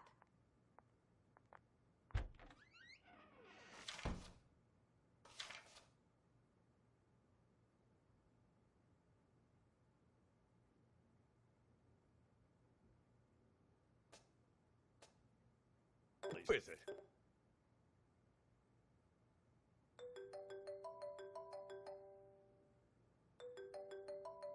Huh? Who'd be calling me now? Emily's number? Hello? Who is it? Is anyone there? Sasha?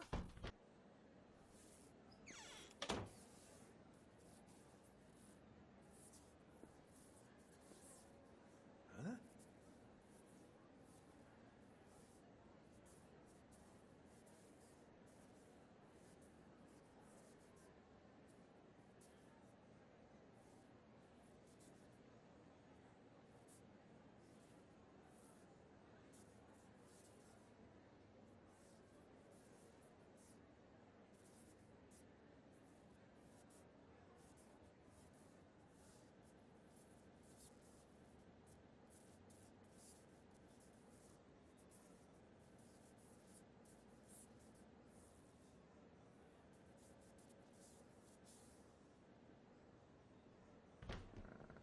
You're looking a bit under the weather. Everything all right? I'm fine. I'm fine. Who is that? Old friend of mine. Never mind that. How are the actors? They ready? Emily's texts have been making everyone nervous, especially with Sasha back. But overall, things seem okay. All right. Do me a favor and ask the others to wait a little longer. I need to check the blocking marks one last time. As soon as that's done, we'll get started. Will do.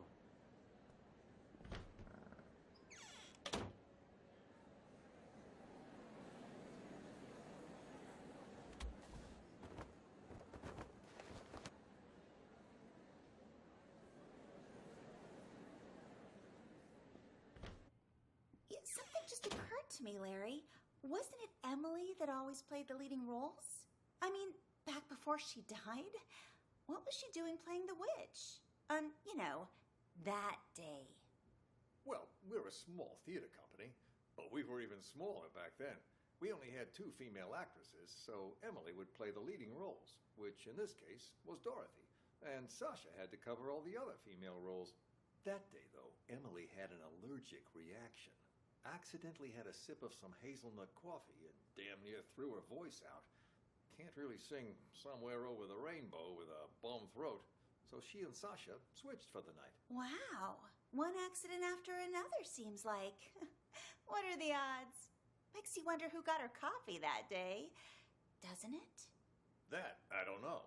Either Sasha has the best luck in the world, or Emily had the worst. Ashley, Sasha might be your... Oh, Larry. Helen?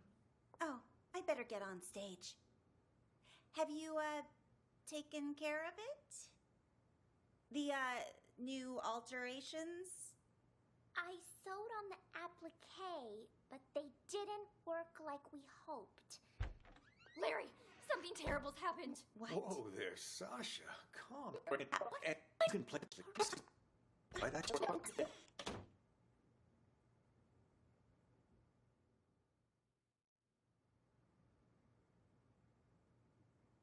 This is good.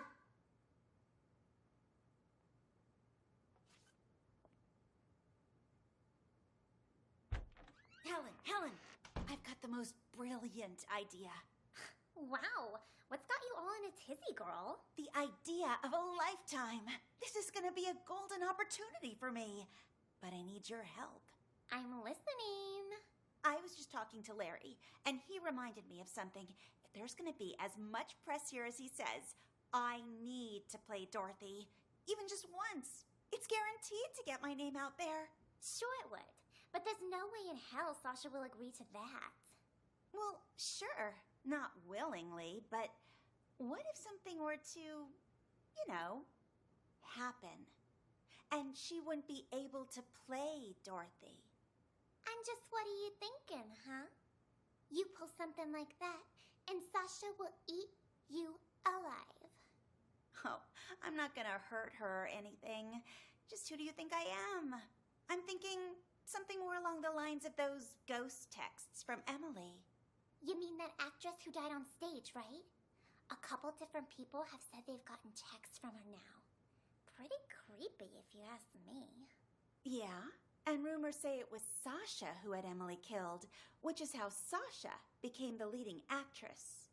I was just talking to Four Eyes about that. He said there was no proof and that I shouldn't fan the flames, so to speak. I don't need any proof. All I'm thinking is, what if I use the whole ghost texting thing to scare Sasha a little? Make it so she doesn't want to play Dorothy anymore. Then I'll get my chance. That's actually not a half-bad plan. From what I heard, everyone here liked Emily a lot. Wouldn't surprise me if Sasha feels like target numero uno right now. They did seem to be pretty choked up anytime someone mentioned her name. If they really think she was murdered, I wouldn't doubt they'd be out for blood. All right. I'll play along. But what is it you need me to do exactly? I'm not gonna hurt anyone. Just letting you know that right now. What do you take me for, huh? Nah. All I need you to do is give her dressing room a little makeover before she goes in. To scare her a little, you know? I can try. You're the best! Yeah. You can thank me later.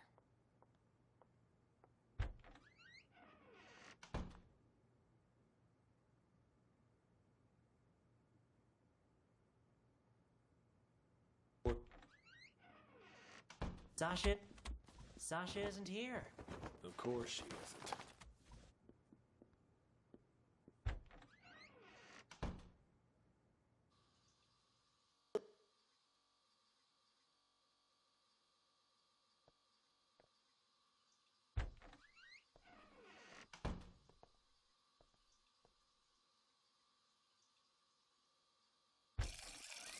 You're shaking pretty bad, Leo. You all right? Me? I'm fine. Just, tomorrow's the anniversary and all, Speaking of, you haven't gotten any texts from Emily, have you? Oh, please. You guys actually believe that superstitious horse shit? I'd expect that from the others, but really? You too? Me? Course not. Just asking. Makes me wonder is all. What if they are real? What if that really is Emily asking us to avenge her? Like I care. I didn't exist as far as Emily was concerned. Know what I'm saying? Didn't even have her number. So even if she was sending me these so-called texts, they'd all be filtered as spam. But besides that, revenge? Come on. You guys spend too much time in the theater. Oh, gotta head out. Catch you later.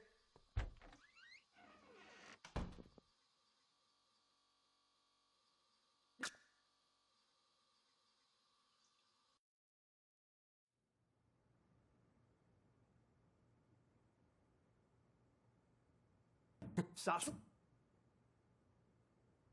Come on in.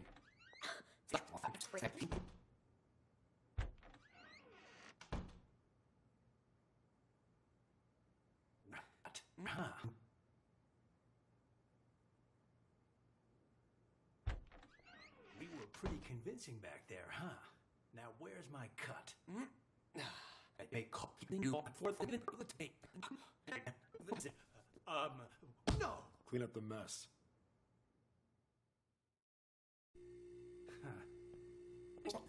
Tomorrow's the Emily's death.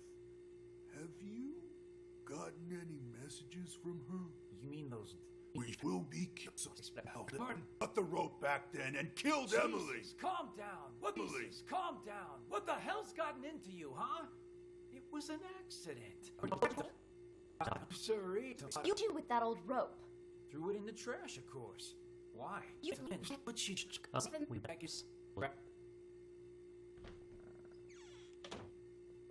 Any orders from our dear director? Four-Eye job? Think that. Jeff in the... Sasha? Oh, hey, Four Eyes. You, Sasha? Heard you was gonna come back, but what you doing down here? Figured you'd be up on stage getting ready. I have a favor to ask. Whoa, no siree. Not again, Sash. It'll be easy. Just do it the same way as you did last time. Not with tomorrow being the anniversary of you-know-what. You can't keep pulling these stunts. Give my old heart a break. Oh, stop it. You were well paid. Though now that you mention it, what did you do with that old rope? Threw it in the trash, of course. Why? What's it to you? The trash, of course. That must be where the person who just blackmailed me found it. What? That's impossible. Calm down. I took care of it. Cost me a fortune, though. Cleaning up your...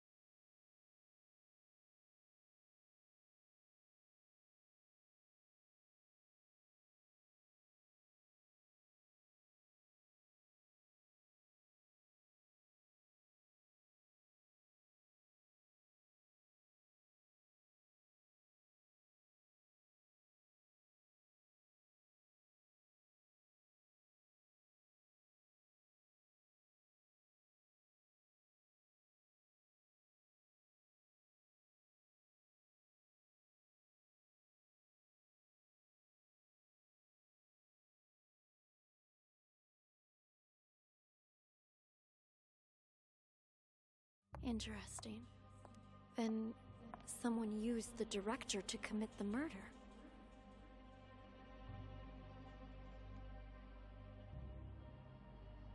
Congratulations, Detective.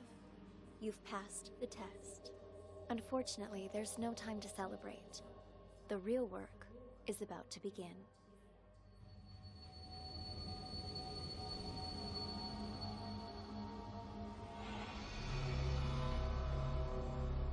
The four events you just examined all happened in the past. Now, we need you to use the Acoustic Detective system to figure out a currently unsolved case. This one involves another explosion, only in a mental hospital rather than a police station. It's... how should I put it? Peculiar. A number of agents have already attempted to solve it. None of them succeeded. And there were complications.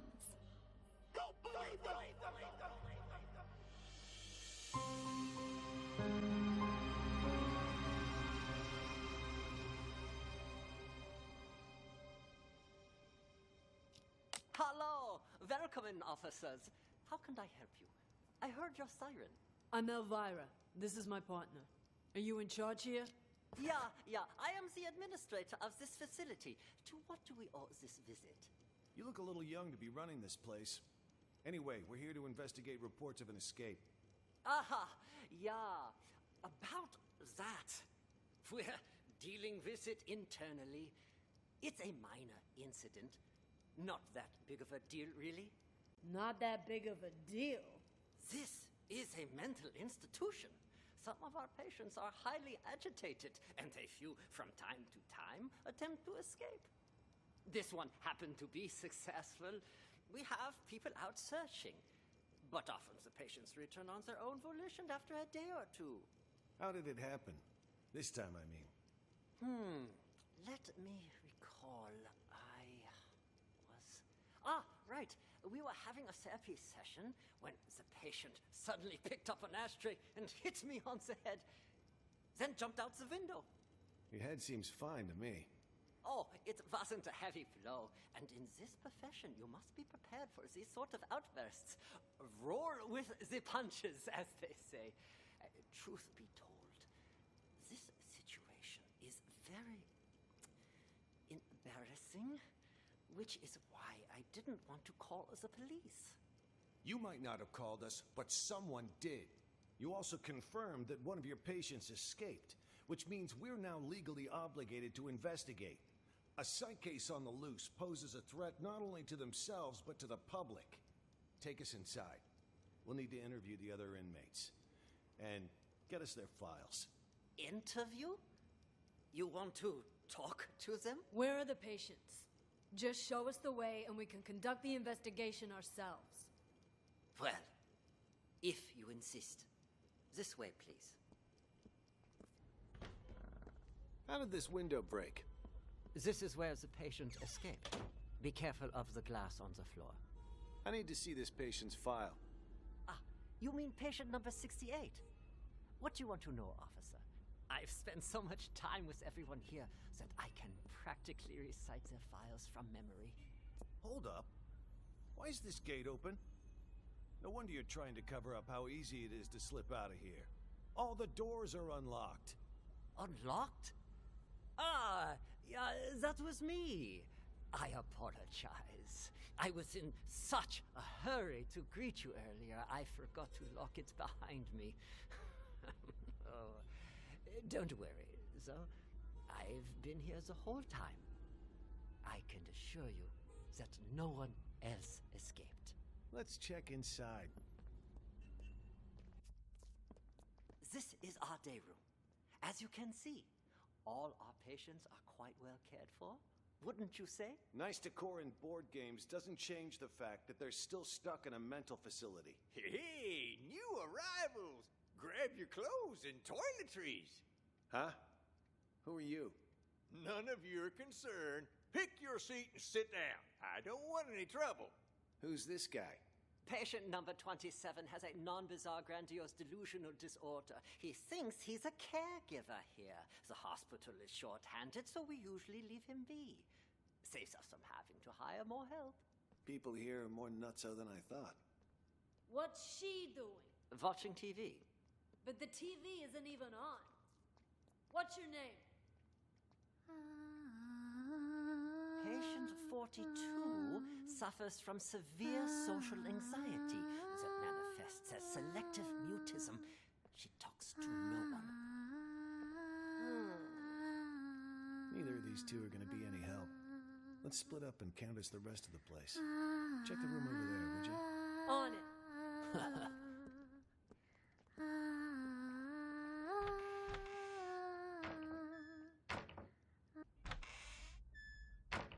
Oh God, my stomach. Sorry. I gotta go. And just where do you think you're going, pal? Sit back down.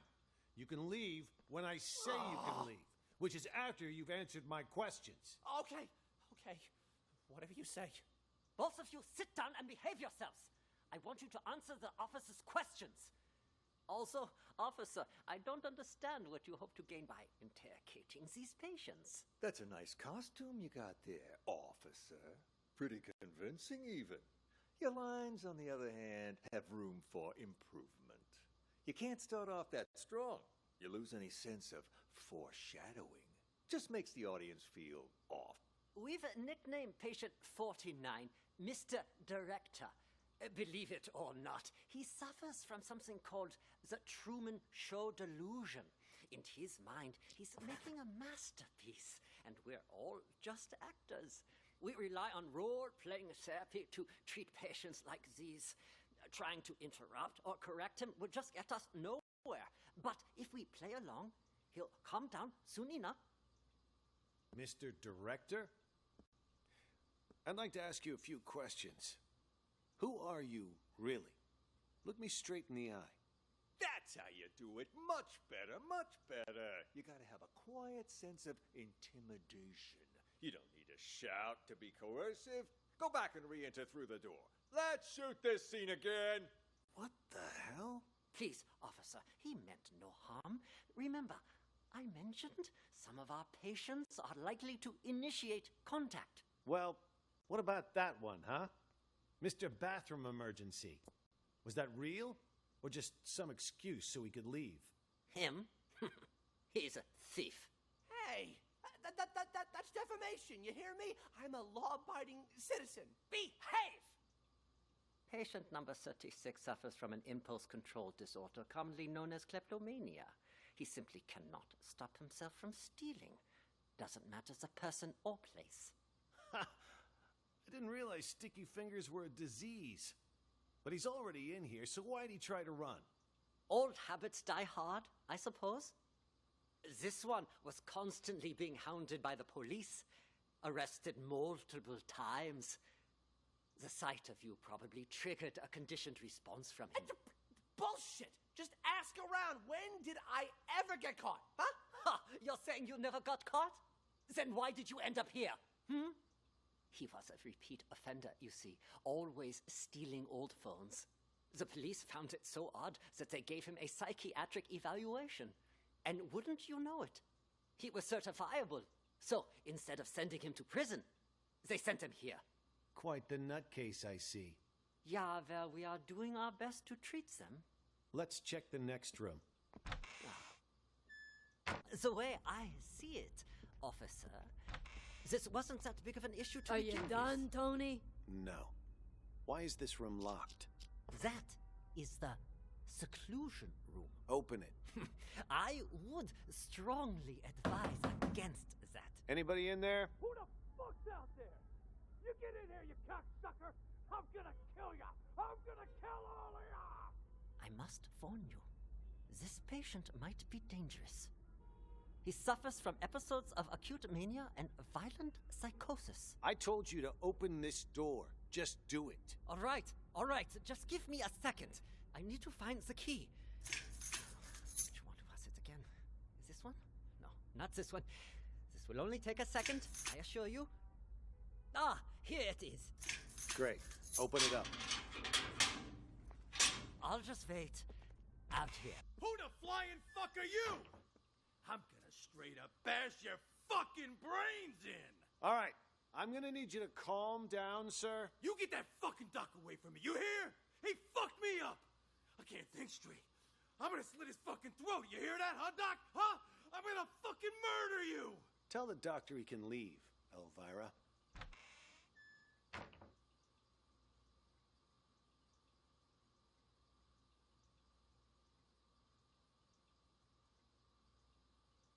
He's gone. It's safe to talk now. Damn, Tony, my man! Look at you in uniform. Could have fooled even me. Keep your voice down. Though, I could say the same about you. You almost gave me a scare with all that crazy talk. What's it called again? Rabies, idiot. Elvira. Charming as always, I see. Jokes aside, what have you found? There's a whole lot of people out there that have got their eyes on Ghost's secret stash. You look around at all? Not much. Already talked to 2 patients. Crazy guy called Mr. Director and some thief. Gotta say, they both seem totally fucked up, to put it mildly. What about you? Who did you talk to? Just some delusional reporter. Oh, and a schizophrenic called Silver Spoon. Just like you said, though, both 100% loony. Guess we're on the same page then. Wait, so you haven't found anything yet? So why'd you call us up here? I didn't see him, but I know where to find him. How so? Process of elimination. At first, I didn't know what to do. No one seemed to be faking it. But then I discovered seclusion room number 4 at the end of this very hallway. Never seen it unlocked, but I know someone's inside, because the caregiver brings food there twice a day. So I played the manic card, and I beat up a doctor named George, which got me thrown in here. Now I can keep an eye on things from the privacy of right next door. And if all the other patients are legit crazy, whoever's in that room is Ghost. I mean, the logic fits, right? Well, look at you, Sherlock McMurphy. All right, then. Time to see who's behind door number 4. Get the key from the doctor, Elvira. Wait, something doesn't add up. What about the escaped patient? Patient number 68. Could he be Ghost? Nah. Think about it. Why would Ghost want to get out? He got himself committed on purpose, remember? To hide from people who want his money and his life. He knows he's a dead man if he gets out. You have a point. Okay, I'll get the key. Hey, I got a question for you. Your hospital gown doesn't even have a pocket. Where'd you get the phone to call us? That, my friend, is courtesy of Klepp. You met him? He gave you a phone? Klepp is... how should I put it? He's definitely crazy. But man, oh man, can that fucker steal. All he's got to do is greet a doctor, and he's got their phone. No wonder he tried to get close to me earlier. Bumped into me, actually. In fact, wait, where's my phone? Jesus. Big time hitman got played by a small-time thief. Hey, why'd you knock out George? What did he do?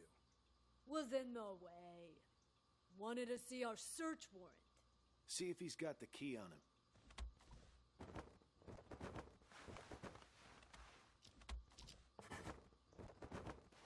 Here, found them.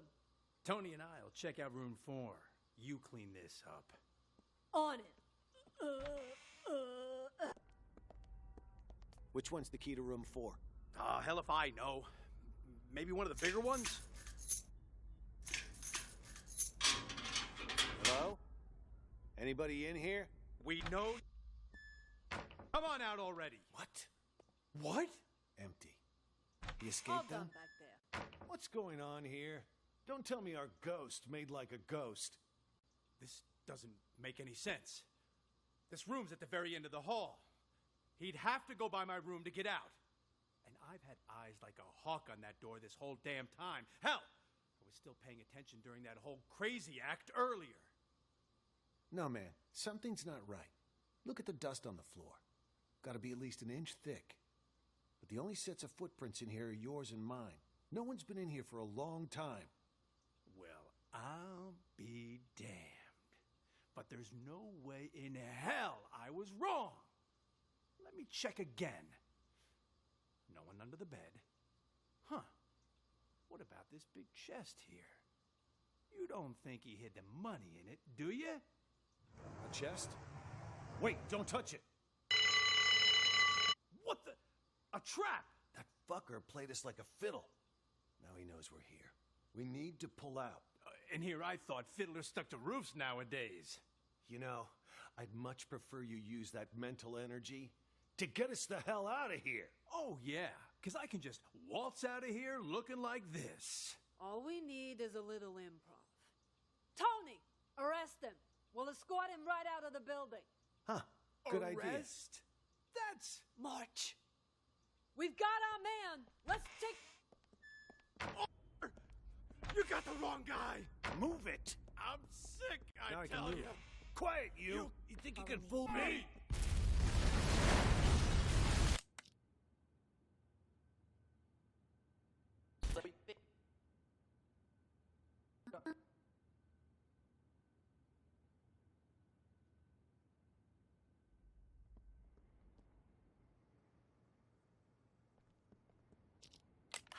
Oh, welcome in, officers.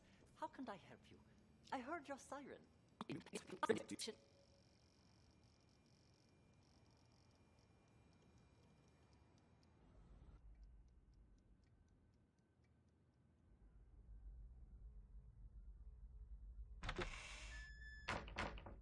Open it again. We'll take it from here. You can leave now. I'm not sure how interviewing someone like him will help, but you're the police, not me. Just be careful.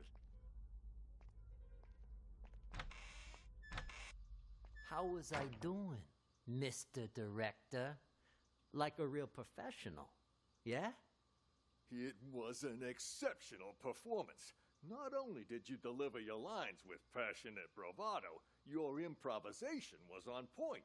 Always adjusting your lines and tones to correspond with the other actor's delivery. You truly are a master thespian. Yeah, well, you didn't have to give me such a hard time. Sorry. Occupational hazard. Once I get in character, I'm no longer reciting lines. I am the character. Now, I don't like to brag, but that wasn't even the best performance I ever given. For most of my roles, I've done months of research. If I had more time, I'd have checked myself into a real mental hospital for at least 6 months. Stanislavski's system pushes me to fully embody my characters by learning how they really live. Yes, of course. What about the cops? Have they left? Good thing you heard the siren and figured out a plan quick. If you hadn't sent me out there to stall them, God knows what they would have found by now. What are they even investigating? The runaway patient? Yeah, that's what they said. But, at least to me it seemed like that was just a cover-up. They didn't even check out the room where number 68 escaped. They barely even looked out the window, too. Nope. Both of them went straight to the patient rooms. You don't think they're looking for Jennifer? Could they be on to our plan? At first, that's what I thought, too. But now, not so sure. Seemed more like they were going around looking for someone sane. Then they've lost their minds as well. Looking for sane people inside a mental hospital? Cops are a bunch of idiots anyway. I'm gonna go out and check again. I'll let you know. I'll go check room 1 as well. Let's go!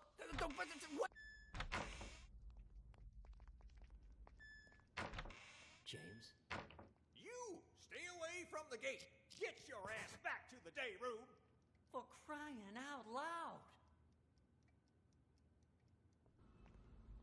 Just told you to stop! What the hell's going on?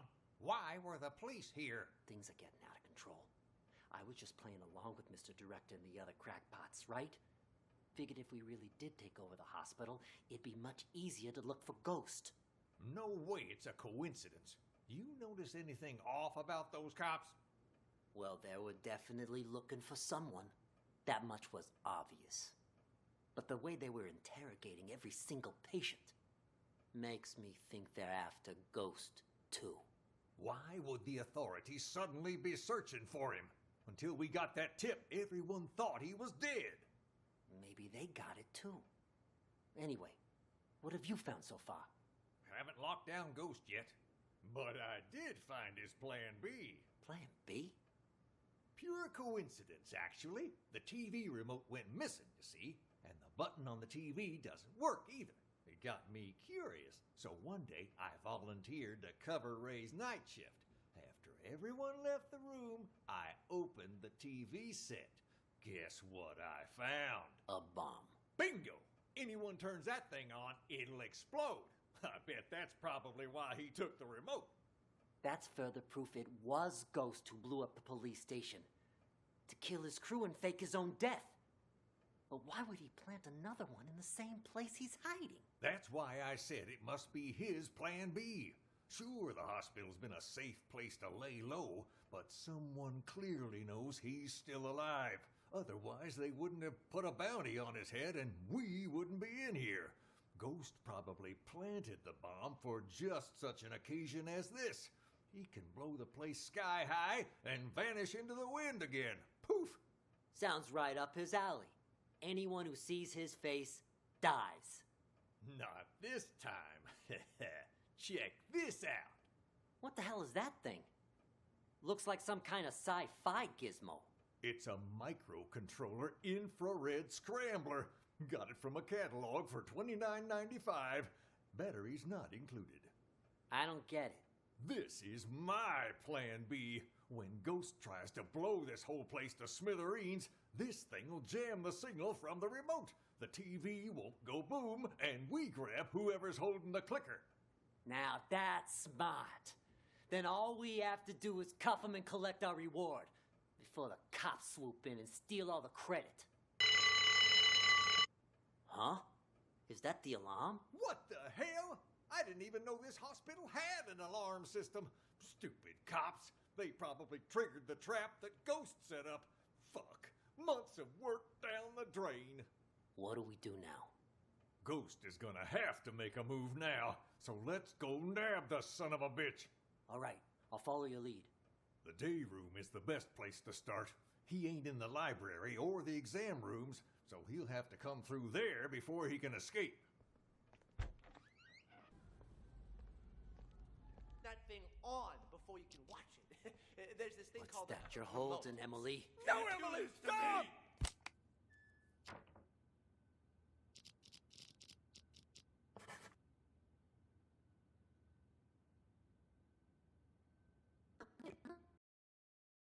Why is it you wanted me to meet you here, George? Actually, I wanted to ask you a favor, Maestro. You're an expert when it comes to art, yes? I was hoping you could evaluate a painting for me. You've come to the right person. Not to boast, but a piece's price can increase considerably if I say good things about it. Of course, of course. Please, sit. The picture's right here. If you could just take a look. What is this? This isn't artwork. This is a map? Indulge me if you would. And listen to the music. Anything?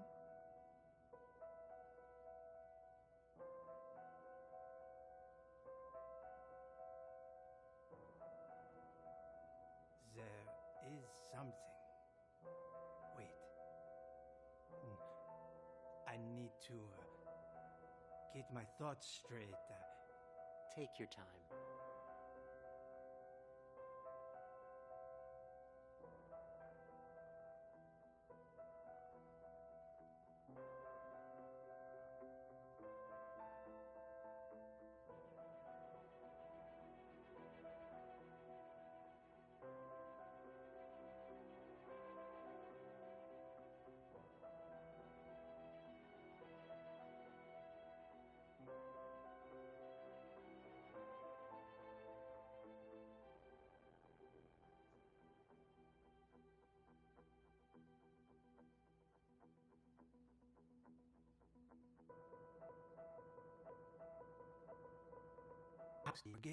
Tell I see it now. Tell me, what do you see? I see an interrogation. Yes, inside a police station. Who are the police interrogating? I don't... Oh, wait.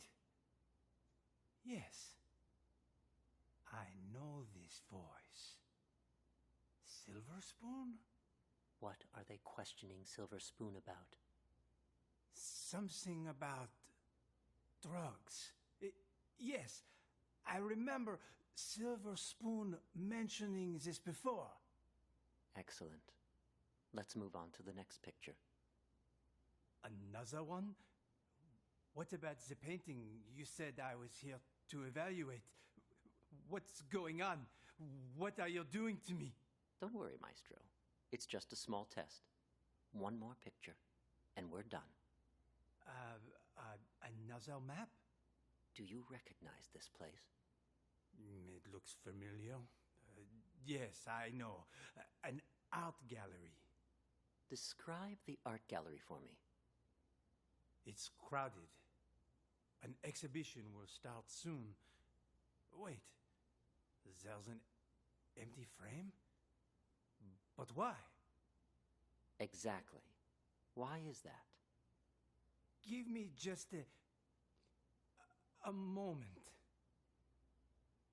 No. It can't be that either. But then, who took it? The real painting? It's fine. Take your time.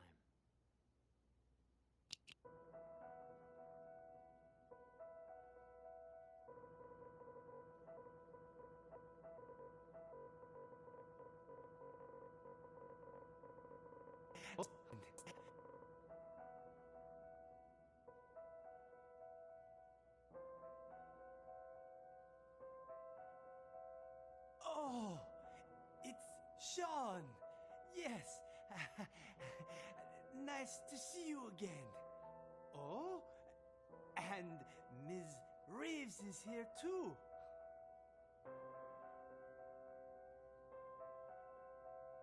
The painting was stolen.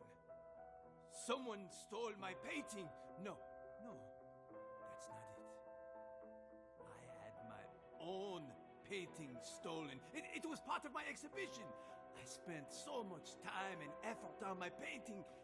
I would never let someone steal it. It was all part of my plan. Yes, the painting was retrieved in the end too. The lost art returned. Oh, I'm afraid your symptoms haven't improved. What are you talking about? Didn't you ask me to evaluate paintings for you? This was an evaluation, except it was a psychiatric one. We call it the thematic apperception test. What? A psychiatric evaluation? Yes, tailor-made for your symptoms. I also use role-play therapy to supplement the effects. Unfortunately, the results are far from promising. What's wrong with me, exactly? We used images to hypnotize you, allowing you to see and hear things from your past. When you saw an interrogation, you could remember the stories Silver Spoon told you. The problem is, when you saw the image reflecting yourself, you weren't able to differentiate between delusion and reality. You sank further and further into your own fantasy story, allowing you to escape from the bleakness of your own reality. You staged the whole theft. Quite the coincidence, and a little too convenient, don't you think?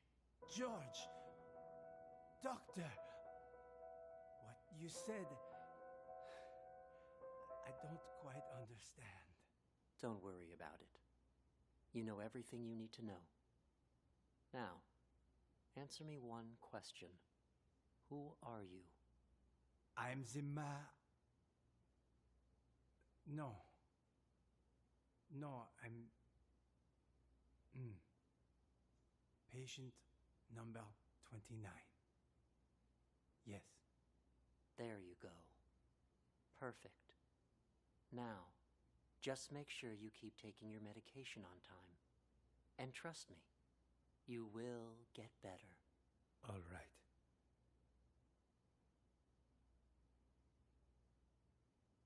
Situation will get better. Right. Patient 29 shows little improvement. If anything, his symptoms may be worsening. For situations with which he has an anecdotal connection, he is able to discern the projected narrative from reality. But in cases where he has direct experience, his ability to distinguish between the two is severely blurred. Prognosis remains guarded.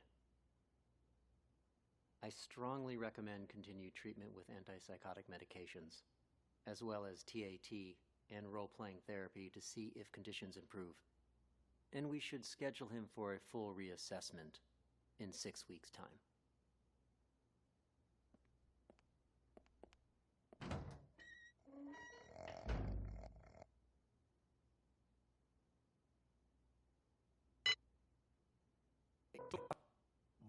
is it you wanted?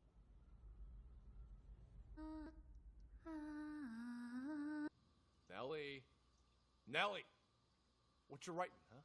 What's going on outside? I heard a bunch of people talking, but then it went quiet. That was Mr. Director telling us about the test. He said we gotta take over the hospital so we can put a stop to it. Also, something about, how the doctors are all actors, and we're really... Shut up! He told us not to tell anyone, didn't he? Whatever. I don't even want to know. Look, you upset her. It's all your fault. I told you to shut up! Hey, Nellie, don't be mad. What you writing? Seriously. You wouldn't understand even if I told you. I know what she's writing. Oh, yeah? And how the hell will you know, huh? You ain't her. Well, you ain't me either. How do you know I don't know? Exactly. I ain't you, so I don't know if you know or not. But you certainly ain't her, so you don't know squat, you big ignoramus. Silver spoon. Oh, so you finally decided to talk to me, huh? Do you know who you are? I'm, me, I guess. No, you aren't. I'm me. For once, think before you answer. It's not easy. That's why Mr. Director's so terrified about the test. Wait, you know about the test too? Why wouldn't I? It's called TAT, and it involves a series of repeated questions that try to get the test subject to make up a logical story based on their own desires, emotions, motives, and personal experiences. Most participants end up projecting their own subconscious onto a character in the made-up story without even realizing it. So, that's what it is. Doesn't sound like such a big deal to me. Yes, and it wouldn't be if it were just that. The problem is, this hospital is doing more than just a simple test. Something much more intense. Huh? Like what? They put extreme pressure on the test subjects, causing them to lose themselves in the stories they make up. Even once the test is over, they lose track of reality, which can lead to the development of multiple personalities. And those whose minds are already weak, they lose track of who they are altogether. Textbook delusional right there. Ha! Well, I'll be. No wonder Mr. Director's about to shit his shorts. Don't concern me, though. Oh, yeah? Then how about this scenario? Deep down, you, me, all of us constantly struggle with our own issues. Pretty normal, right? Well, during the test, people tend to project those conflicting thoughts onto different characters in the stories they make up. Each thought becomes its own character, constantly engaged in a bitter, back-and-forth argument with its other half. Until, finally, they lose the ability to become one again. That's impossible. Wait, is she talking about us? I'm calling BS! Hey, don't look at me. I'm not the one running the tests.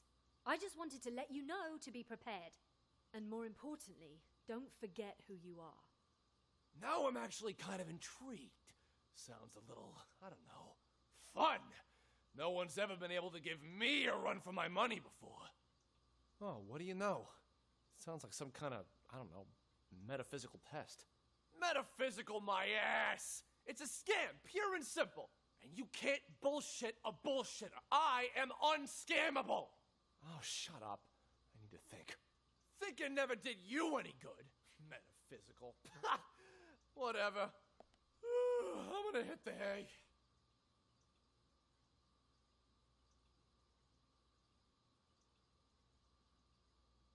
Both of you patients here? Yes. Speak for yourself. I ain't no lunatic. But you are. I told you I ain't. What's going on here? Are you okay? It was my older brother. He has mental problems. Shut up! I'm as sane as ever. You're the crazy one. I'm crazy? Sorry, officer. I was talking to my brother. All right, then. Ma'am, mind if I ask what you're in here for? I'm a reporter. Before you got sick, you mean. I actually did want to know what it was that got you committed. Are you a police officer? Yeah. Then, will you believe the things I'm about to tell you? Depends. Let me hear them first. I'm a reporter. A few months ago, I received a tip saying this hospital was conducting some kind of clandestine experiments on its patients. I disguised myself and checked in to investigate. I've collected all the information I need, but now I can't prove I wasn't sick in the first place, or that I've recovered. So I'm stuck here with no way to publish my findings. What exactly have you found? Here, they use a treatment method on their patients called TAT, Thematic Apperception Test. But it's not the TAT most people know today. Rather, they use the prototype used back during World War II. Basically, it brainwashes people. After the test, patients' memories will be completely erased, and they're conditioned as well. They're programmed to respond to certain sounds, after which they'll follow any command. The hospital then goes on to claim they've been cured, but the truth is, they're nothing more than soulless robots. Tell me, officer, if you were a patient, would you want to be cured that way? You've absolutely got to get me out of here. I have to expose them. Check my notes. I've got all the evidence right here. I gotta say, that sounds more like a sci-fi flick than reality.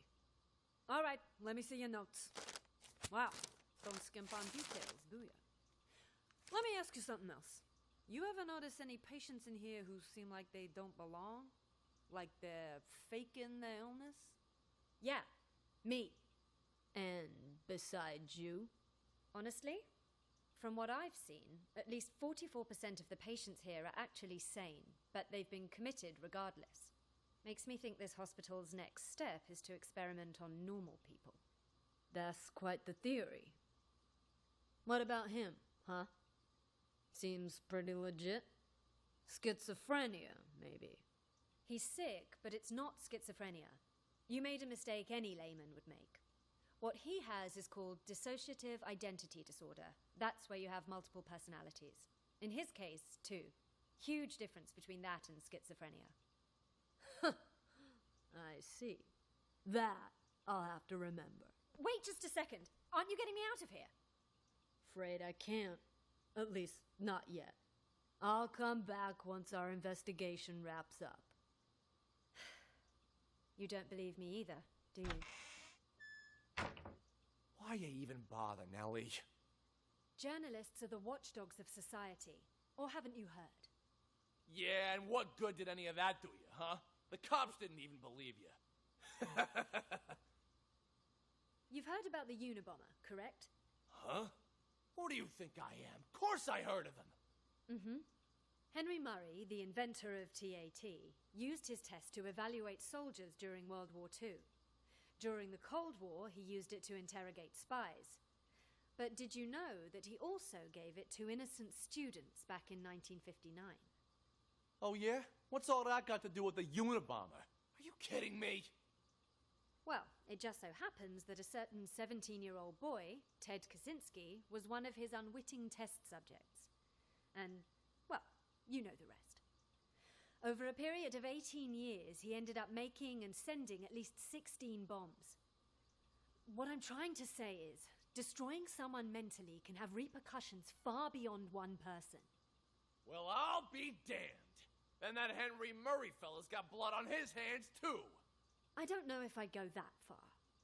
Science and all the experiments that go along with it are, well, they're not wrong. It's just that sometimes people can get in so deep that they lose track of the boundaries of morality. I have nothing against the doctors here. Really. I simply want to get the truth out. It's my hope that people can learn to respect humanity while still pursuing science. You move me. A reporter with a heart of gold. You know, if Mr. Director had his say, he'd just...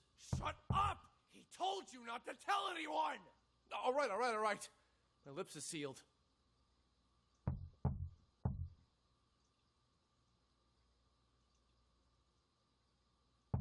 From next...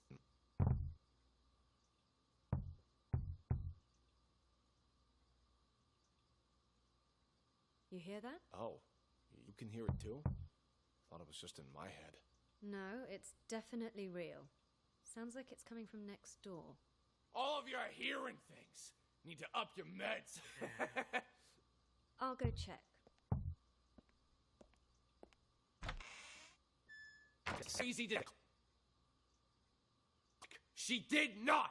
Nellie said I have dissociative identity disorder. Yeah, but that's another crazy disease, too. Whatever, I never liked her anyway. Nothing but BS coming out of her mouth.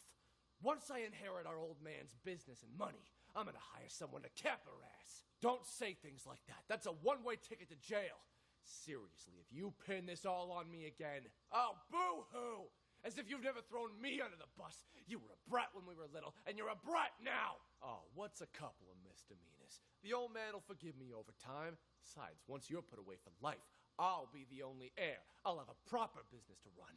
Get out of here! What the hell do you know about running a business? All I'm saying is leave me out of this. You got it? Then get the fuck out! Stop following me! Did you talk to the police, Silver Spoon? I did! I did too. Did you notice anything strange? That lady cop had a real attitude. Kept saying I had schizophrenia. Well, you've got it! You're a complete schizo! Don't interrupt me. Just stop talking already. Both of you are giving me a headache. The cop that questioned Silver Spoon was a chick, Mr. Director. That means there's more than one of them. You think they're on to us? Maybe we change the plan? Make a run for it while we still can? I mean, the gate is wide open. No, the show can't end like this. Don't you want to know the truth? After all this time, the lies, the manipulation, don't you crave retribution? Lies ain't the half of it. They probably want to steal my company while I'm not there, too. Your company? When did it become your company, huh? Oh, shut up about your stupid company. No one cares. Yeah, well, either way, it's time for the doctors here to pay up. Right you are about that. Our plan is already in motion. With the doctors under our control, all we need to do is wait for the police to leave.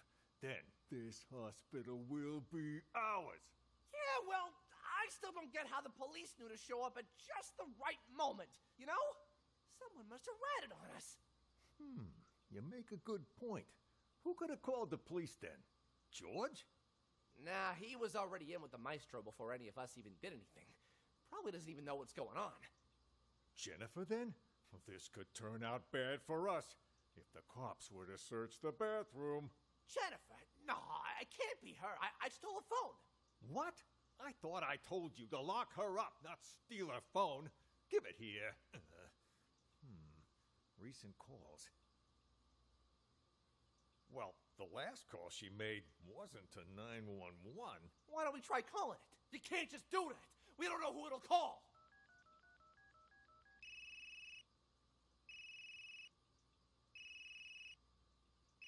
Then what are you looking at me for? Hand it over.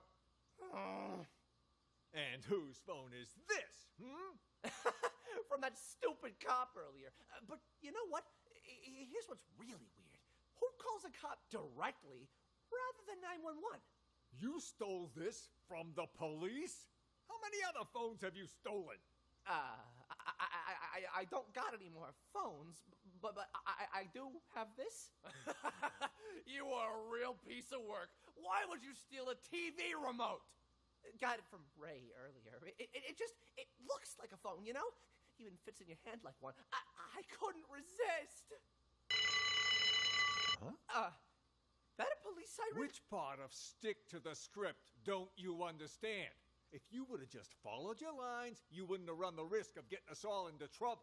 Now, if the police come back here, our plan is ruined.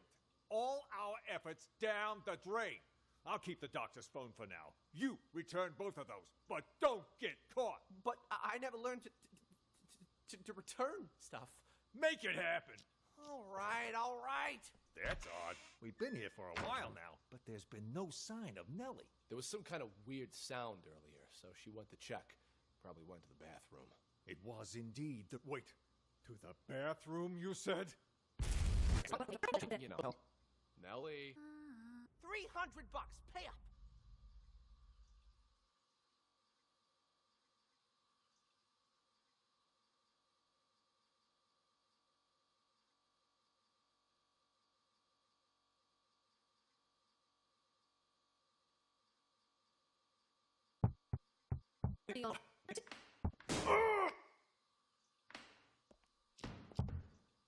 Who's that knocking? Ray, what are you doing here? Who did this to you?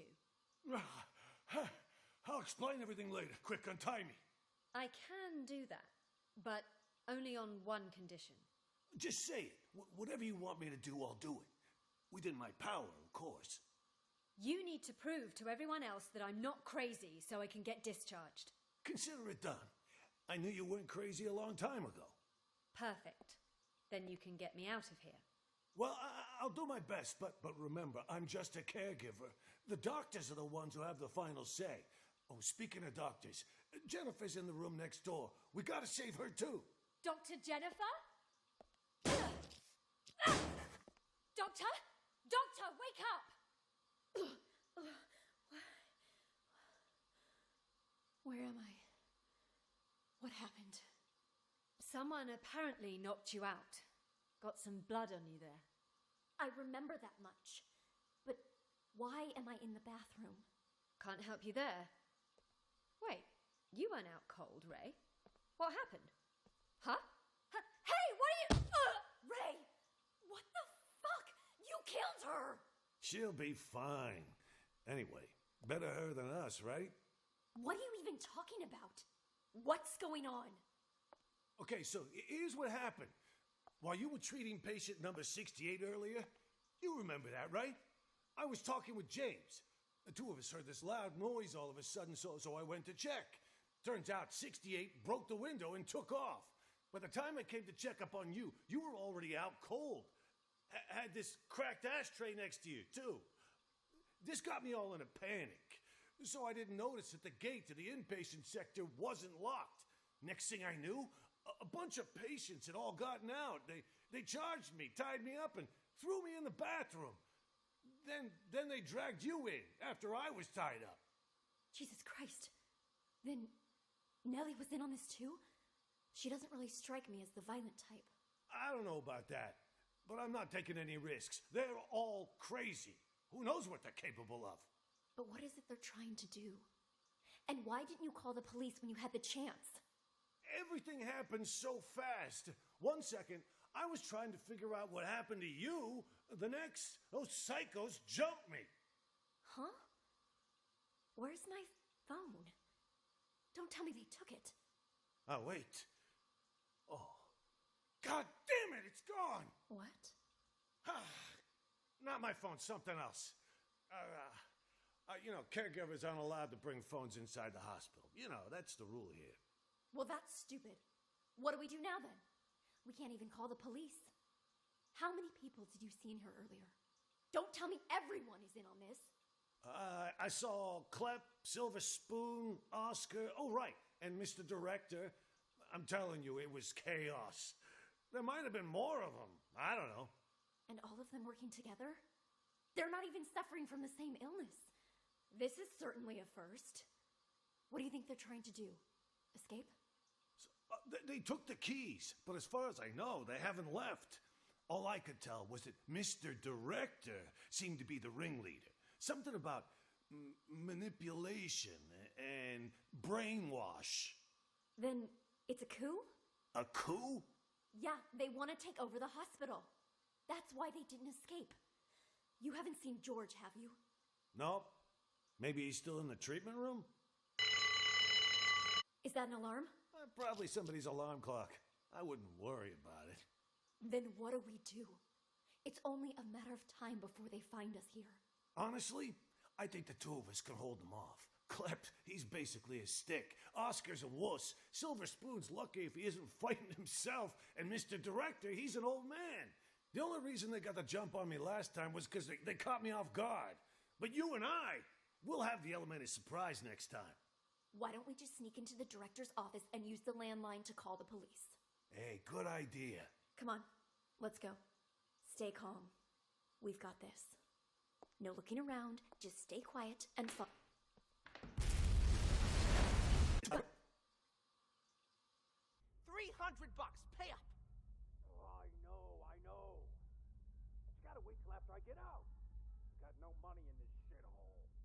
Hey, you want to do business with me? You do it my way. That means no credit.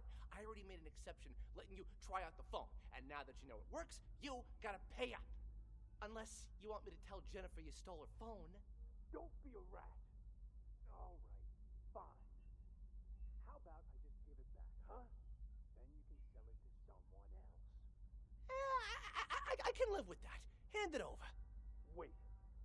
Before you leave, do you know if they caught patient number 68 yet? The one who escaped? Nope. Not as far as I know. What about the police? They here yet? Now that you mention it, Mr. Director did say he heard a siren earlier. Perfect. Anyway, here's your phone. No hard feelings, huh? Next time, if you got money, we can do business.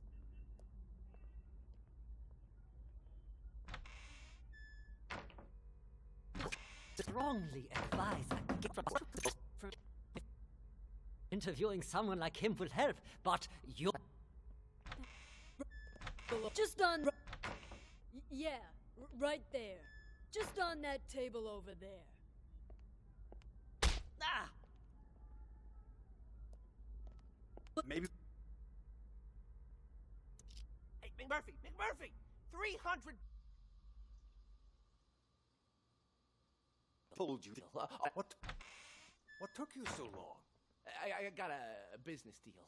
All taken care of now, though. Business deal? I told you to lock those two in the bathroom. That's I did. Don't worry. But what about George, huh? We take care of Jennifer and Ray, but leave George? Shouldn't we lock him up too? George is conducting one of those brain goggle sound experiments on the Maestro. If we interrupt them, there's a chance we'll fry our friend's mind. Fine, well let him be for now. But what if the police decide to barge in there later? I've made arrangements. Oscar will try to send him away. Should he fail, he'll lead the police to us. When that happens, I need you to give a winning performance. Don't you worry about that. I may not be an actor or anything, but I'm an ace at improv. Hey, well, now what? Hit him! Perfect. First, we'll take control of the hospital. Then, we'll rescue Maestro. Seriously, though, that test Maestro went to. What's it all about, huh? You guys keep saying he's fucked. What the hell did I do to him in there? I didn't know much about it myself until I spoke to Nellie. She calls it a thematic apperception test, or TAT. TAT? What's with all the acronyms nowadays? Can't hardly tell what the hell something is. Do we even know it's legit? You know Nellie. She throws Dr. Mumbo Jumbo like this around all the time. Full of shit, if you ask me. Who's to say she's not just making shit up on the fly? You really gonna believe a windbag like her? On this matter? Yes. It's like I told you already. This isn't a real hospital. No, this is nothing more than a reality show. And the reason you don't remember is for exactly this reason. The test. That TAT has brainwashed all of you. You don't even remember who you really are. Brainwashed? The hell? Yes, all of us. We were participants in this theater verite. Over time, the rest of the crew, the true evil behind this, manipulated our gray matter using these so-called tests. They made us believe we were mental patients. Mental patients! Fortunately, my experience as a director allowed me to see through their wiles and maintain my true sense of reality. A professional like me can spot an amateur from a mile away. No wonder those doctors keep telling me I'm sick. These doctors, they used these tests to toy with our brains, giving us all sorts of wild hallucinations. Once our heads are adequately scrambled, they give us a new identity. By doing so, they keep us trapped in this never-ending reality show, day by day losing more of our hold on reality. In short, the doctors aren't real doctors, and we aren't real patients. We're nothing but actors in this twisted, cruel production. We're the actors? I thought Oscar was the only actor in this place. Are you both patients here? Oh God. My stomach. Sorry. I Hey! gotta go. And just where do you... Can't stop everything. Cop should have moved on by now. You want me to take a look, Mr. Director? No, you should stay here. Oscar will handle everything. Yeah, but something don't feel right. That cop from earlier felt like he was checking if we were crazy or not. I mean, for real crazy. You think the hospital sent them? You may be onto something. After all, everyone in this hospital, barring us, of course, was sent by the hospital. They're all part of the masquerade. No wonder he acted so weird. The only thing a cop ever gave me before were a pat down and a pair of cuffs. None of those weird questions. Good that we got you on our side to see through his disguise. I was about ready to piss my pants. Honest to God, you know how I feel about 5-0s. Real cops, fake cops, none of it matters. This hospital wants to drive us crazy. Literally. Maybe we should simply play along? Once today's over and we've taken control of this place, the truth will finally be revealed. Then let me go check it out. If they're gone, we can get started with the plan. Hush, what did I just tell you? For now, we lay low. Boring. Direct. How was I doing, Mr. Director? Like a real professional, yeah? It was an exceptional performance. Not only did you deliver your lines with passionate bravado, your improvisation was on point. Always adjusting your lines and tones to correspond with the other actor's delivery. You truly are a master thespian. Yeah, well, you didn't have to give me such a hard time. Sorry. Occupational hazard. Once I get in character, I'm no longer reciting lines. I am the character.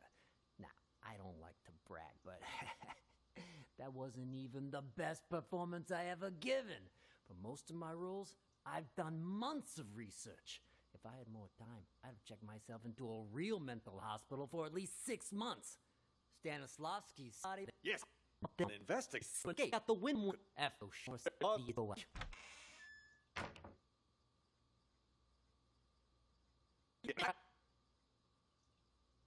300 bucks. Pay up.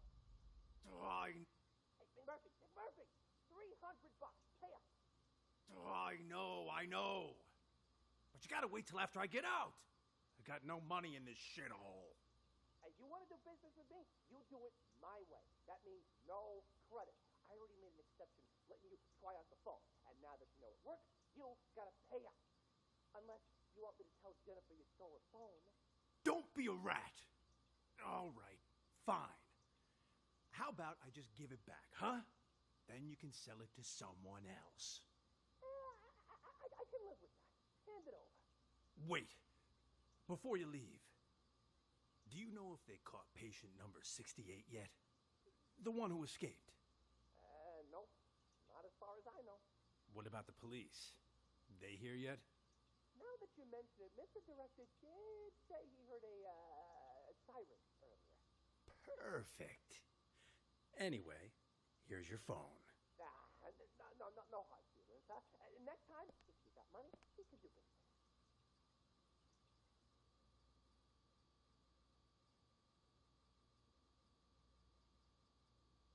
You get in here, you cocksucker! I'm gonna kill you! I'm gonna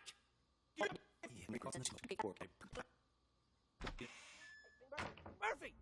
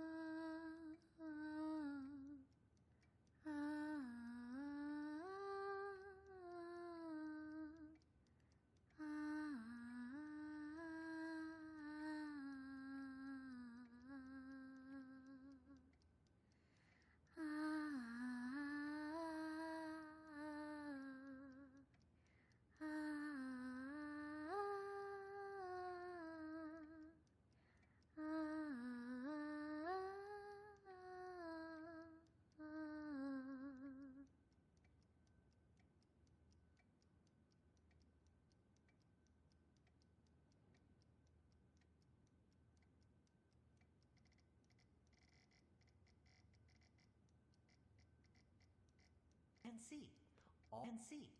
All our patients are quite well cared for. Severe suffers from severe social anxiety that manifests as selective mutism. She talks to no one. Neither of these two are going to be any help.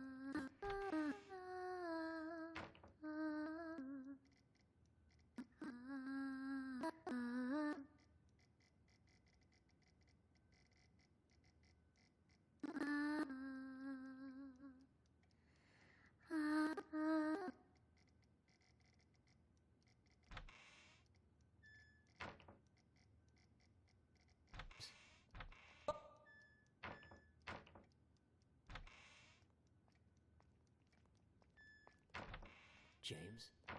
You! Stay away from the gate! Get your ass back to the day room! For crying out loud! Hey!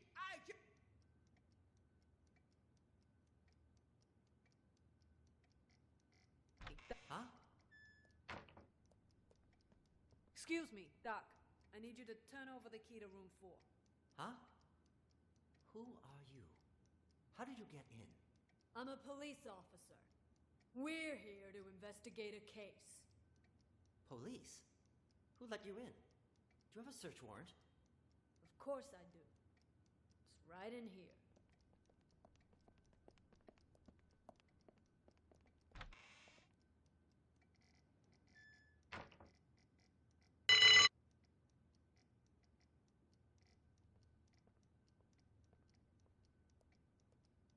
Hey, Emily, you gotta turn that thing on before you can watch it.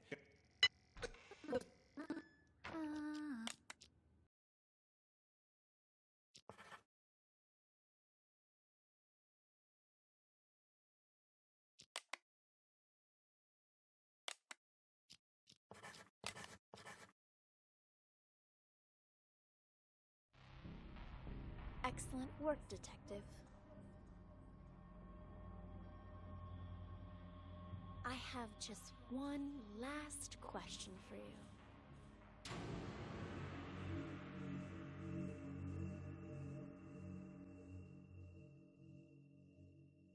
I have just one last question for you. Who are you?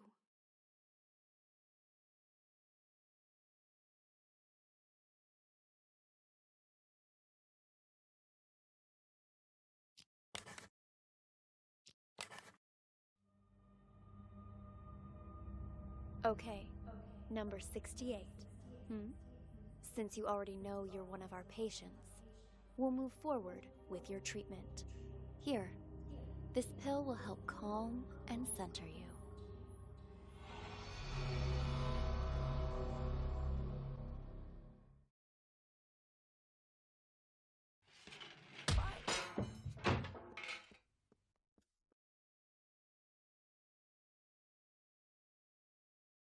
God! Jennifer? What happened to you? Wake up!